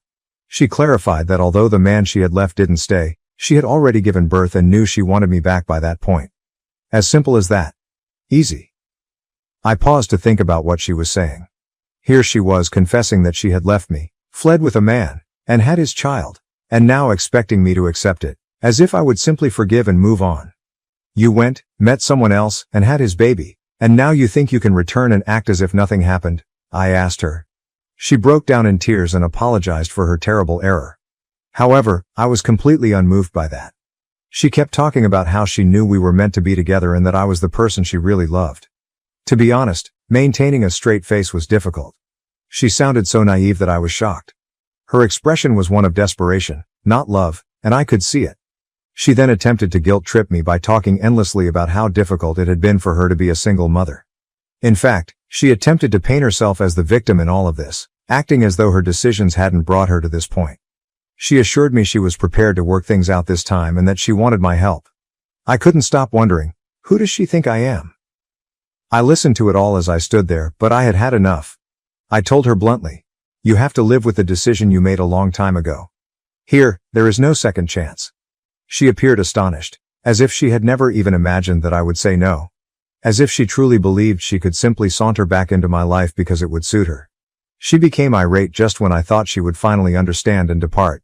She became angry with me, accusing me of selfishness and demanding that I give her another chance to make amends.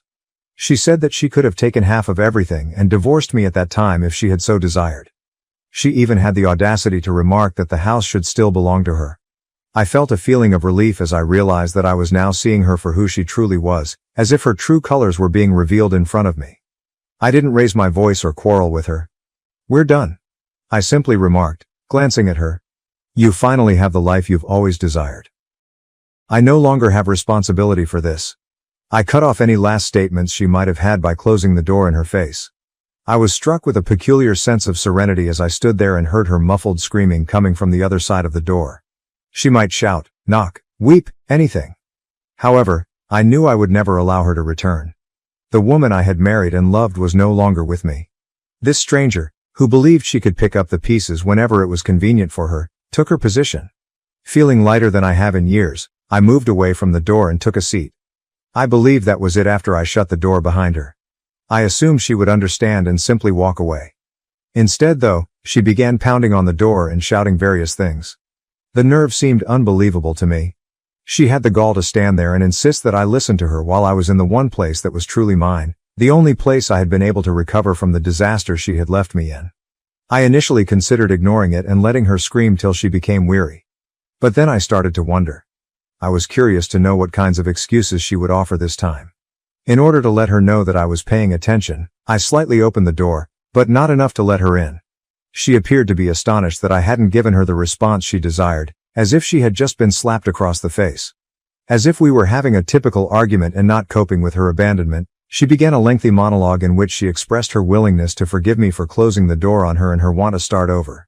She went on and on about how if we both worked hard we could work things out. I was unable to contain my laughter at that moment. I actually laughed because this woman had more nerve than I had ever seen.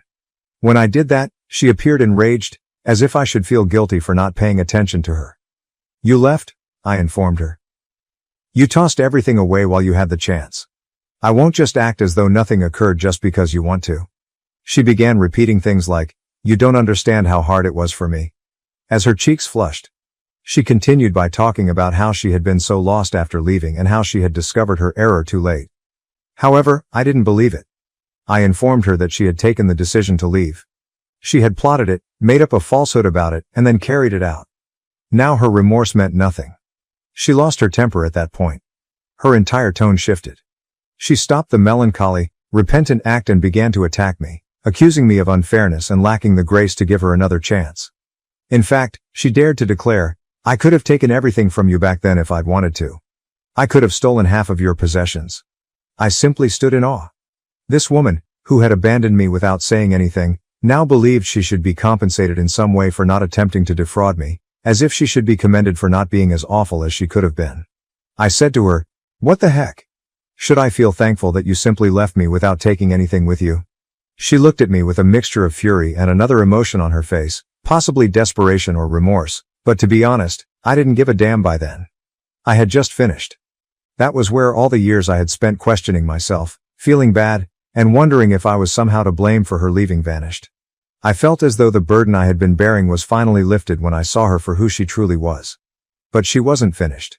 She began to pace my porch while complaining that I would regret not giving her another chance and that I would never find someone like her. In fact, by refusing to take her back, she attempted to make me feel as though I was the one who was missing out. It was strange. As if I should be pleading with her to stay. Here she was, the one who ruined everything we owned.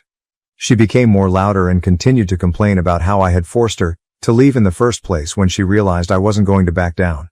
She said that none of this would have occurred if I had been more understanding about the entire kid situation.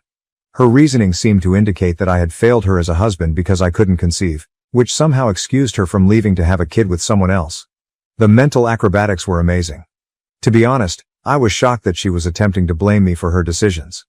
I bluntly told her, "Look, you could have told me the truth if you really wanted a child. When you were making plans to go, you didn't need to lie to me and act like nothing was wrong." She merely gazed at me as if I had smacked her, with nothing to say in response.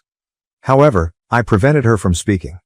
I continued by telling her, "You have to live with the decision you made on your own. I have no problem with that." She made one final attempt, returning to her dejected expression, and urged me to consider the boy and how I was being unjust by ignoring him. As if I were the bad guy, she really used the child, who was in her arms, to guilt-trip me. However, I wasn't buying into it.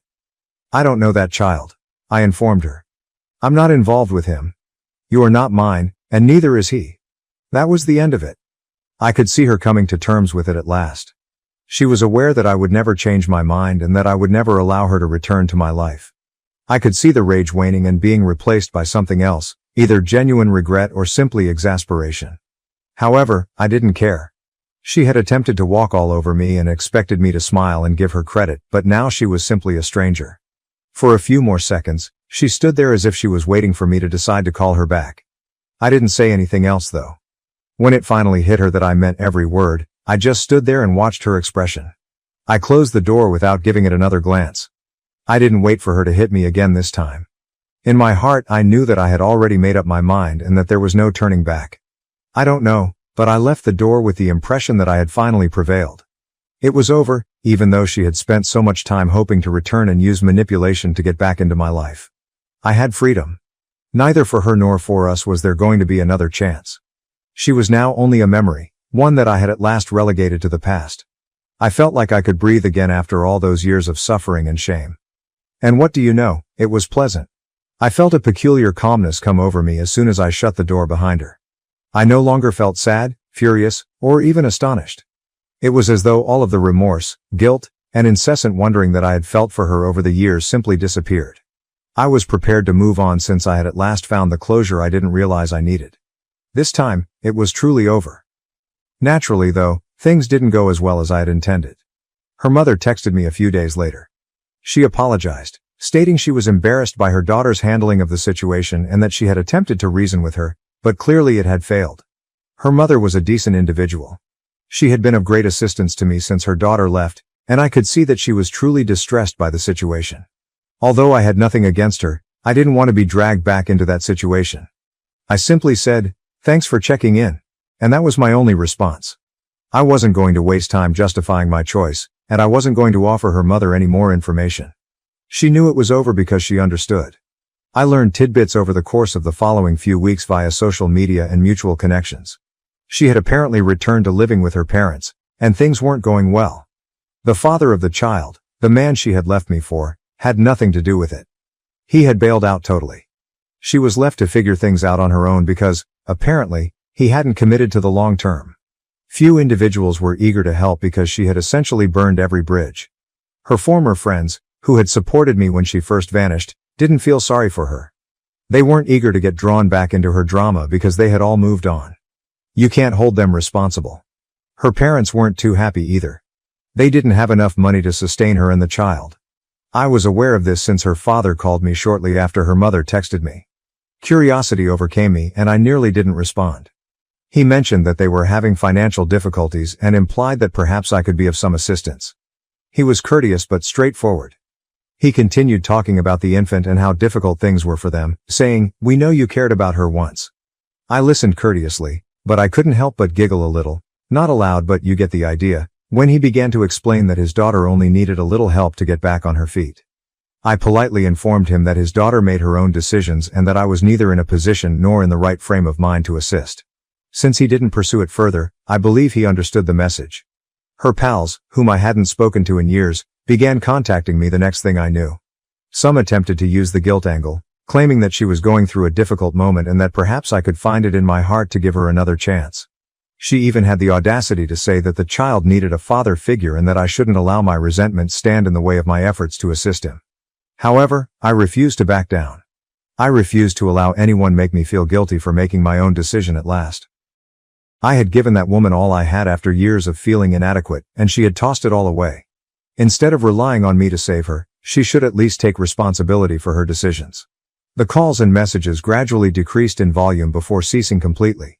Everyone seemed to realize at last that I was serious, that I had moved on, and that I would not get ensnared again. That's when the true calm arrived. For the first time in years, my life seemed calm and normal. I had my friends, my job, and my routines. I had rebuilt my life on my own terms, so it wasn't a fancy, glamorous one, but it was mine. The irony is that I once again began to discover joy in the small things, which I had not given much thought to when I was married. I would read novels I had been meaning to read for years, cook my own food and take walks. It felt good to be free, and I understood that I could live my life as I pleased without anyone's approval. I wasn't always concerned about other people's happiness or approval, for once. I felt as though I had gradually regained my life. I occasionally encountered someone who knew us both, and they would inquire, "Hey, what happened with her?" I would shift the topic and respond in a succinct, courteous manner. I simply didn't want to keep going back to a chapter that was so obviously over. It wasn't that I was concealing anything. I had finally mastered the skill of leaving her in the past. When I last heard from her, things weren't going well. She was still jumping between her parents' house and friends' sofas after her welcome, and she was having trouble keeping a job. Every now and then, people I hardly spoke to would message me to say she was approaching everybody who would listen to seek for assistance. A few of them even implied that she hoped I might reconsider and decide to play father to her child after all. However, that was not going to occur. I had invested too much time and effort into regaining my life to ever consider taking that route once more. Simply because things didn't go as planned, I wasn't going to be her safety net or the person who picks up the pieces. Nothing was going to pull me back into that chapter. I was finished. Ultimately, I believe I received the necessary closure. She was now coping with the repercussions of her decisions. And me? It was the first time since the day she departed that I felt completely, truly free. I had had enough of her looming over my life. I was happy that I had moved on.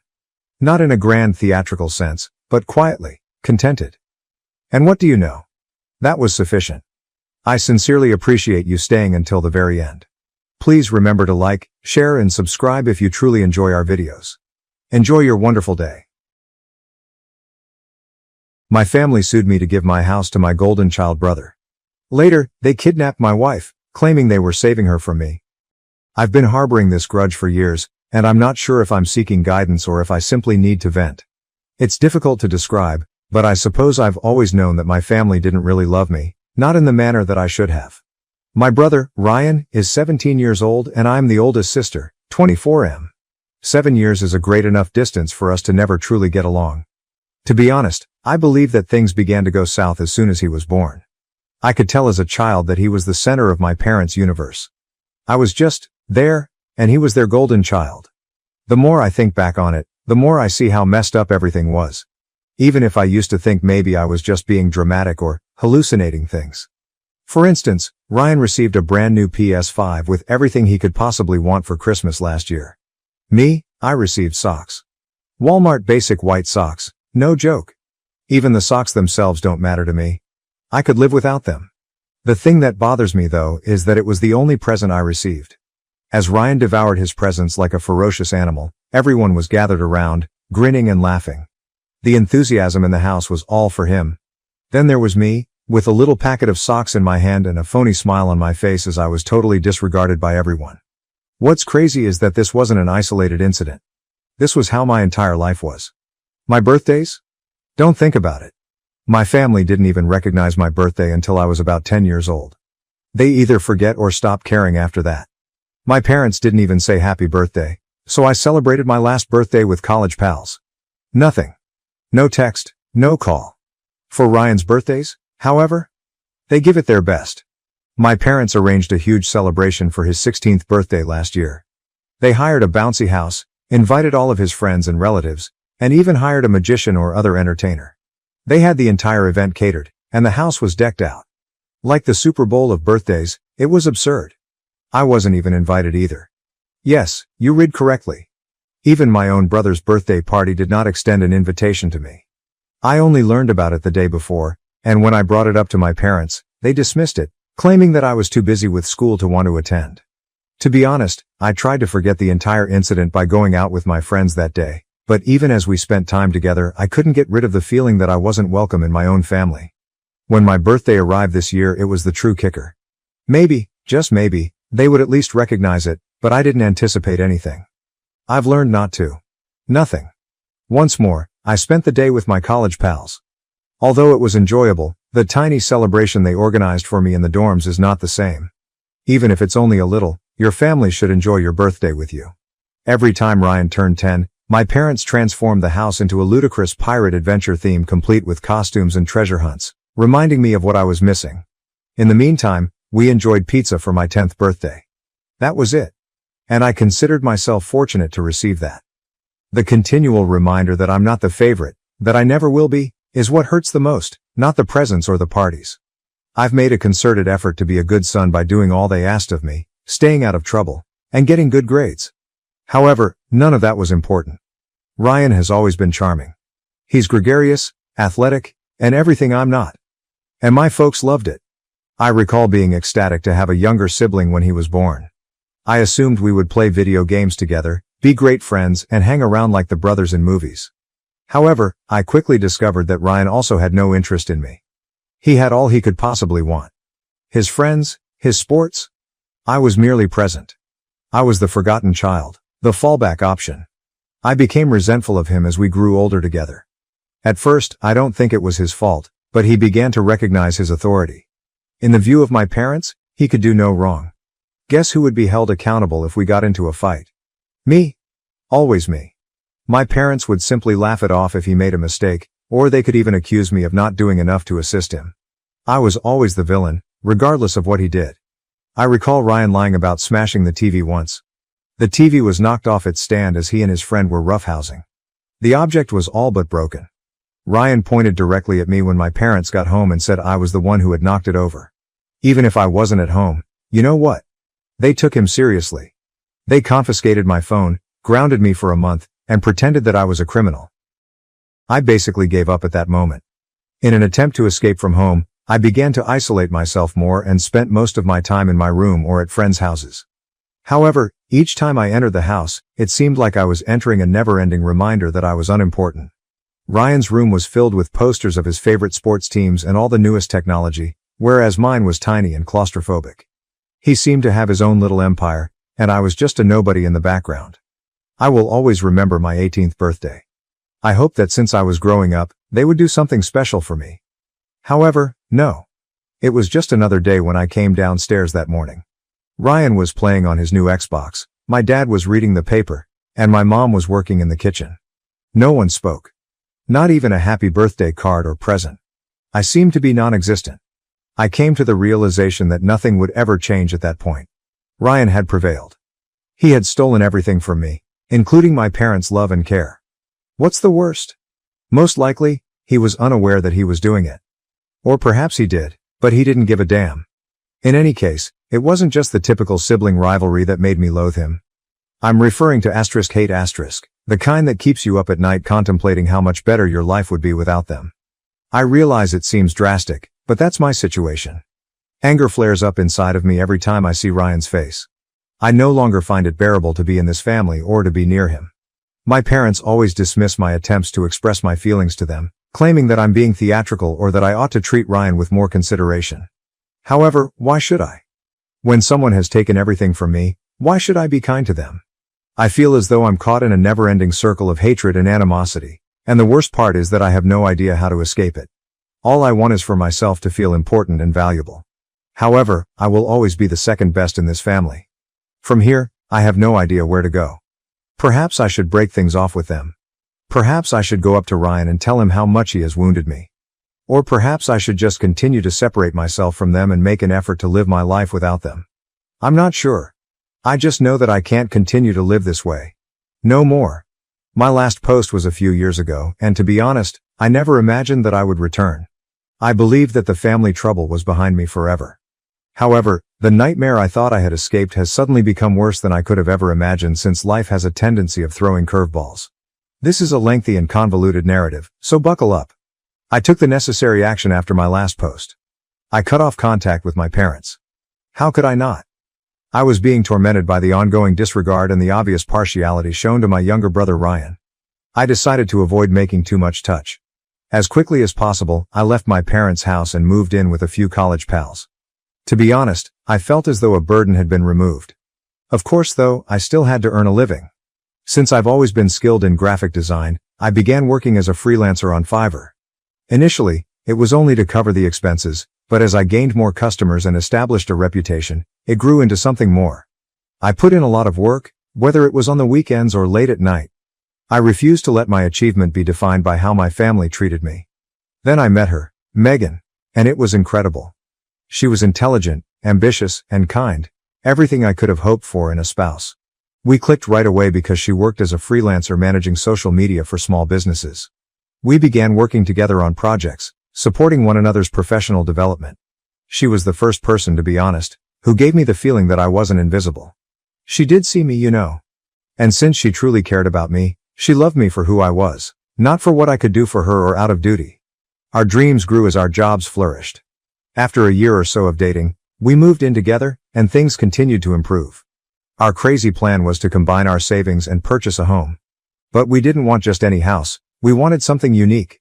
We searched for months before locating the ideal location, a huge 3-story suburban home. Our combined income allowed us to make it work, even though it was more than we ever imagined we could afford. We were overjoyed. This was something we created together, our dream. 3 days after we completed the transaction, we were formally homeowners. The real nightmare began at that point.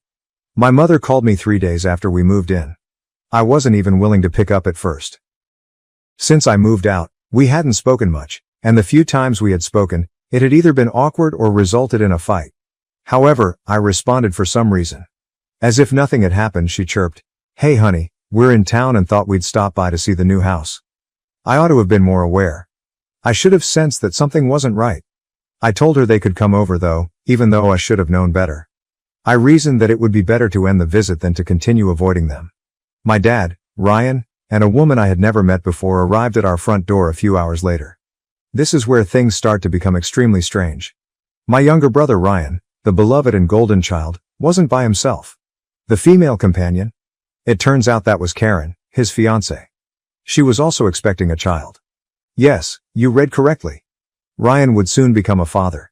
Nobody had bothered to inform me of my brother's engagement or the impending birth of a child. My first warning sign was that my father began using passive-aggressive language before he had even entered. "Whoa, you bought this house. Surprised you could afford something like this," he replied sarcastically, as if he had been demeaning me all along. However, I dismissed it. I didn't want to get into an argument. Not quite yet. The discomfort increased after they were inside. Megan sensed that something was wrong when my mom tried to strike up a conversation with her. She kept looking at me as if to ask, "What's going on?" At the same time, Karen was pacing the house as if she owned it, while my dad and Ryan were whispering to each other. Then suddenly, my father revealed shocking information. As patronizing as ever, he began, "We've been thinking. It would make sense for Ryan and Karen to move in here since they are starting a family and will need space for the baby." Not quite digesting what he had just said, I just gazed at him. "What? This house is much too large for you and Megan alone," my father went on, utterly disregarding my surprise. "A location like this would be very beneficial for Ryan and Karen as they raise their child. You don't need all this space." What I was hearing was unbelievable. I felt as though my own house was being gaslit. "Are you kidding me?" After giving me a direct look, my dad said something that made my blood boil. "No, we're serious. It's time for you to let your brother have what he needs and move aside. After all, he is establishing his own family and family comes first. You can find a smaller space with Megan. This house will work better for them." I went crazy. All of the years of animosity, disregard, and partiality suddenly surfaced. "Are you for real now? This home belongs to *us*. This place is in our names. Megan and I purchased it. Ryan knocked someone up, so you can't simply walk in here and declare he should have it." Ryan, appearing smug, tried to add something. "Dude, you don't really need all this room. Come on, we are parents. You are not." I yelled, "That's not the point. The idea is that just because you believe you have a right to something doesn't mean you can just take it. I'm tired of being ignored for you, even though I've done it my entire life." My dad became really combative at that point. In an attempt to frighten me, he stood up and puffed out his chest. "Watch what you say, boy. You should be appreciative that we're asking rather than merely telling you to give up the keys. Whether you like it or not, Ryan will own this house." I became enraged. I'm not sure what got to me, but I lost it. I shoved him back into the wall as I pounced at him. "Please leave my house immediately." I let out a yell. I was unable to stop Megan from yelling at us to stop. Anger that had been bottled up for years was erupting. After my dad pushed me back, we got into a full-on brawl, hurling punches and cursing at one another. Karen stood in the corner, frantically calling her phone while my mom and Ryan screamed. We didn't ultimately stop until the police arrived. I suppose that when things got out of control, Karen had phoned them. They took my dad and I apart, put us in handcuffs, and dragged us to the station. It was unbelievable to me that this was my reality as I sat in the holding cell.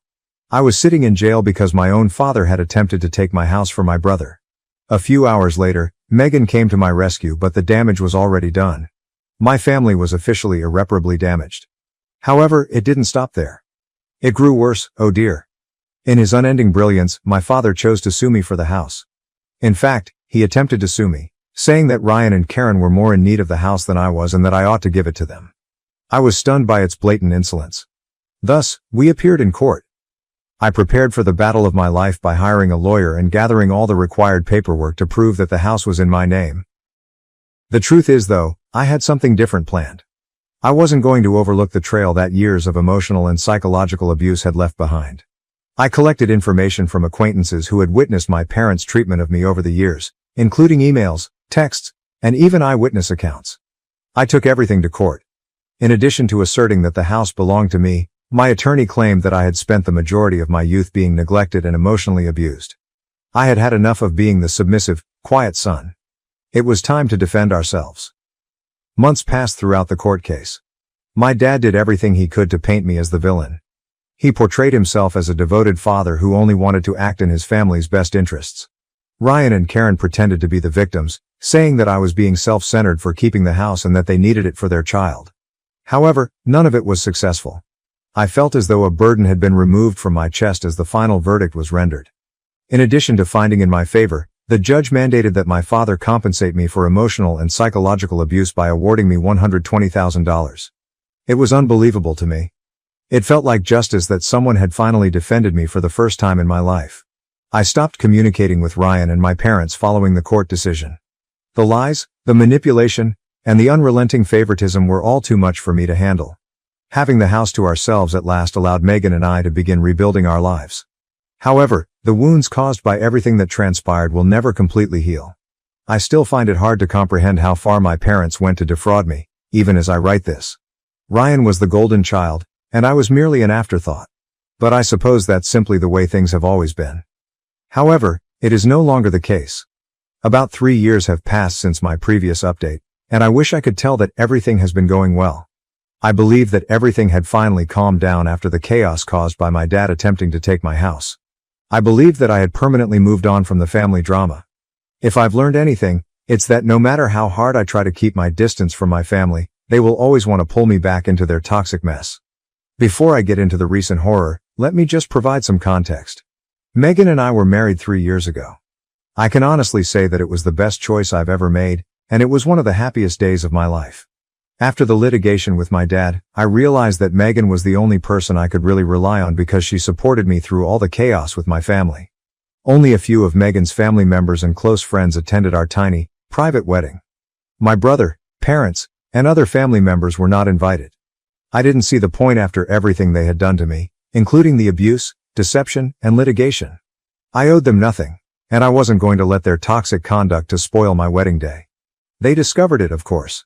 I don't know how, but a few days after the wedding, my mom sent me a lengthy, guilt-tripping email expressing how disappointed they were not invited. I was okay with my dad not bothering to get in touch. However, it was my younger brother, Ryan, who lost it. I suppose I should have anticipated it. My parents had always gone out of their way to satisfy Ryan, who was known as the golden child.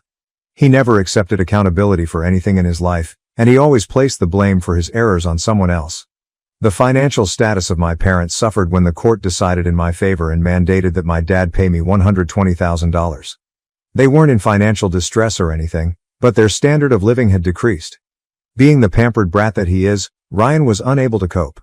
I suppose that was the beginning of the end for him because he didn't get the house he believed he was entitled to and his father had to pay a hefty sum of money. A few months after the court case, his fiancée, Karen, broke up with him. She took the kid and returned to living with her parents, based on rumors I heard. Although I never heard the whole story, I'm positive that Ryan's inability to cope with the strain was the reason. I can help with it. He believed that I was to blame for everything, including my dad's legal defeat, their financial difficulties, and Karen's departure from him. Things took a very bad turn at that point. About a month has passed since my wedding. As we continued to adjust to our new life together, Megan and I were relishing the tranquility that came with finally escaping the toxic hold of my family. I made the decision to take a stroll around the neighborhood one afternoon. Sometimes I like to take a stroll around the peaceful streets and breathe in the fresh air to decompress. At least it should have been a typical day. I spotted Ryan halfway down the block.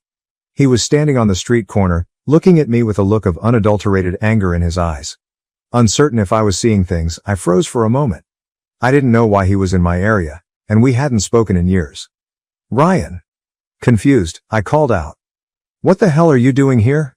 He charged at me before I could even comprehend what was happening. He was also not without anything. He was holding an iron rod that looked like it had been torn off a building site. What the, Ryan? I yelled, attempting to retreat, but he moved too quickly. With all of his strength, he swung the rod, and before I could react, it struck my side. Instantaneous, the pain shot through my ribs like a flame. Gasping for air, I sat down, but Ryan wasn't finished. He lowered the rod once more, aiming for my legs this time. When it struck my left shin, I heard the horrible snap and fell hard, landing on the sidewalk. You ruined my life. Ryan's voice cracked with rage as he screamed. You are solely to blame. Everything is ruined because of you, including the fact that Dad went bankrupt and Karen left me. To protect myself, I attempted to stand up, but my body refused to obey. Every nerve in my body felt like it was on fire from the excruciating pain. Ryan raised the iron rod once more as he stood over me, his face contorted in rage. Knowing what was going to happen, I prepared myself, but I was immobile. I had no power at all. My right arm took the following blow, and I felt the force cause my bone to break. Time seemed to slow down. The world around me grew hazy and muffled, like if I were underwater, and my vision went blurry. I lay there waiting for the next strike, wondering if this was how it was going to end, unable to even scream. I'm not sure how long the attack went on, but eventually I heard voices, far away at first, then getting louder. I could hear footsteps running toward me and shouting. I was too far gone to comprehend what was happening when I saw someone take Ryan and pull him away from me. I lost consciousness. I was in the hospital when I woke up. Megan was seated by my bedside, her eyes puffy and red from sobbing, her face pallid. My throat was dry and every muscle in my body ached as I tried to speak. Megan squeezed my hand and said, You're okay. You'll be all right. However, I wasn't feeling well. My right arm, left leg and ribs were all fractured. I was fortunate to be alive, the doctor stated. Ryan might have murdered me if the spectators hadn't stepped in at the right moment. To stop him, the police had to be called. As I lay bleeding on the sidewalk, Ryan was immediately hauled into custody and placed in handcuffs. The next few days were a haze. As my body gradually started to mend, the painkillers kept me sedated and I was in and out of consciousness. Megan refused to leave my side and remained by my side the whole time. She took care of everything, including hiring a lawyer to handle the impending court case, handling the insurance, and handling the police reports. Because a trial was indeed imminent. Ryan was facing severe jail time due to the severity of my injuries after being charged with assault with a deadly weapon. Megan gave me the specifics when I was at last clear enough to comprehend what was going on. Since Karen had left him, Ryan had gone absolutely insane. He fell into a severe despair, yet he blamed me for his shortcomings rather than owning up to his own shortcomings. The police report states that Ryan admitted to them that he had been plotting the attack for hours while waiting outside my residence. He brought the iron rod he had stolen from a building site close to his flat. The worst part though. He had absolutely no regrets about it. He told the police that I had destroyed his life, that he deserved to punish me and that he was only receiving justice for my actions. He genuinely thought that I was to blame for everything, including our dad's financial difficulties and his fiance's departure. I was in the hospital for weeks to heal from the fractures. Physical rehabilitation, innumerable testing, and the impending court case were all new forms of agony every day. I was unable to walk for about a month, and even after I was released from the hospital, I spent weeks on crutches and wearing a cast on my arm. According to the physicians, I might not fully recover my left leg's mobility for months, and even then, it might never return. A few months later, the trial got underway. Naturally, Ryan entered a not guilty plea. He believed that I was the one who drove him over the line, and that his actions were justifiable. His attorney attempted to claim that he was in the wrong frame of mind due to all that had transpired with our family and that he had acted out of emotional anguish. However, the proof was incriminating. Several others who saw Ryan assaulting me were eyewitnesses, and they stepped in and contacted the police. The police report unequivocally demonstrated that Ryan had premeditated the attack, and the prosecution had medical papers outlining my injuries. There was no doubt that he had come to my house with the intention of hurting me. One of the most difficult things I have ever had to do is sit in that courtroom and watch my brother attempt to defend what he did to me. Throughout the trial, he didn't even glance at me. It seemed as though he no longer recognized me. The worst part though, it was my parents, not me, who came to support him. Asterisk. They nodded as if they agreed with every word he said while they sat on his side of the courtroom and listened to him spew lies about how I had ruined his life. It felt like being stabbed in the stomach. They still selected him despite everything they had done to me and everything he had done to me. They continued to think that he was the victim in this whole situation. The decision was obvious from the beginning of the trial, which lasted for a few weeks. Ryan received a 5-year prison sentence after being convicted guilty of aggravated assault. After 3, he will be eligible for parole, but to be honest, I don't give a damn anymore. I've come to terms with the idea that I no longer have a family. Not a biological one anyhow. Throughout everything, Megan has been my pillar of support. She is the one person who has supported me through difficult times without faltering. Moving on and achieving both physical and mental healing have been our main priorities. I've been attending therapy in an attempt to handle the trauma of what transpired, but it's taking a while. I feel like I'm finally making progress on certain days, although other days are better than others. On other days, I feel like a shattered, empty replica of the person I used to be, and I can't even look in the mirror. I will never allow my family to harm me again, though. I'm finished with them altogether. Thank you for reading if you have gotten this far. For now, I'm just attempting to live each day as it comes, without knowing what the future will bring. Although there will never be a perfect life, at least I now know who I can trust, and that is more valuable than any family could ever be. My parents perpetrated the most outrageous prank yet, right when I thought I had heard the last of them. About 6 months had passed since Ryan's sentencing. At last, things were beginning to return to normal for Megan and me. We were even discussing creating a family of our own, the nightmares had subsided, and I was improving in therapy. Until last week, things were gradually improving. I was to have lunch with Megan at a cafe close to her workplace. We did it frequently as a way to spend time together and break up the workday. However, she failed to appear that day. I waited at first, thinking perhaps she was simply running late. I called her phone and texted her, but to no avail. My heart began to race. Even if she's only saying she's stopped in traffic, Megan always responds and is never late. A feeling of icy fear crept over me, as if something terrible had happened. When I called her office, they informed me that she had left on schedule. Panic struck. I started driving around the neighborhood since I had no idea what to do and thought maybe she had been in an accident or her phone had died. I received a call from a blocked number at that point. I initially believed it to be a hoax, but I felt compelled to respond. The next thing I heard chilled my blood, therefore I'm glad I did. My mother's voice, which was simultaneously chilly and sickly sweet, said over the phone, "Your wife is with us. We're taking her to a safe place where you can't harm her anymore."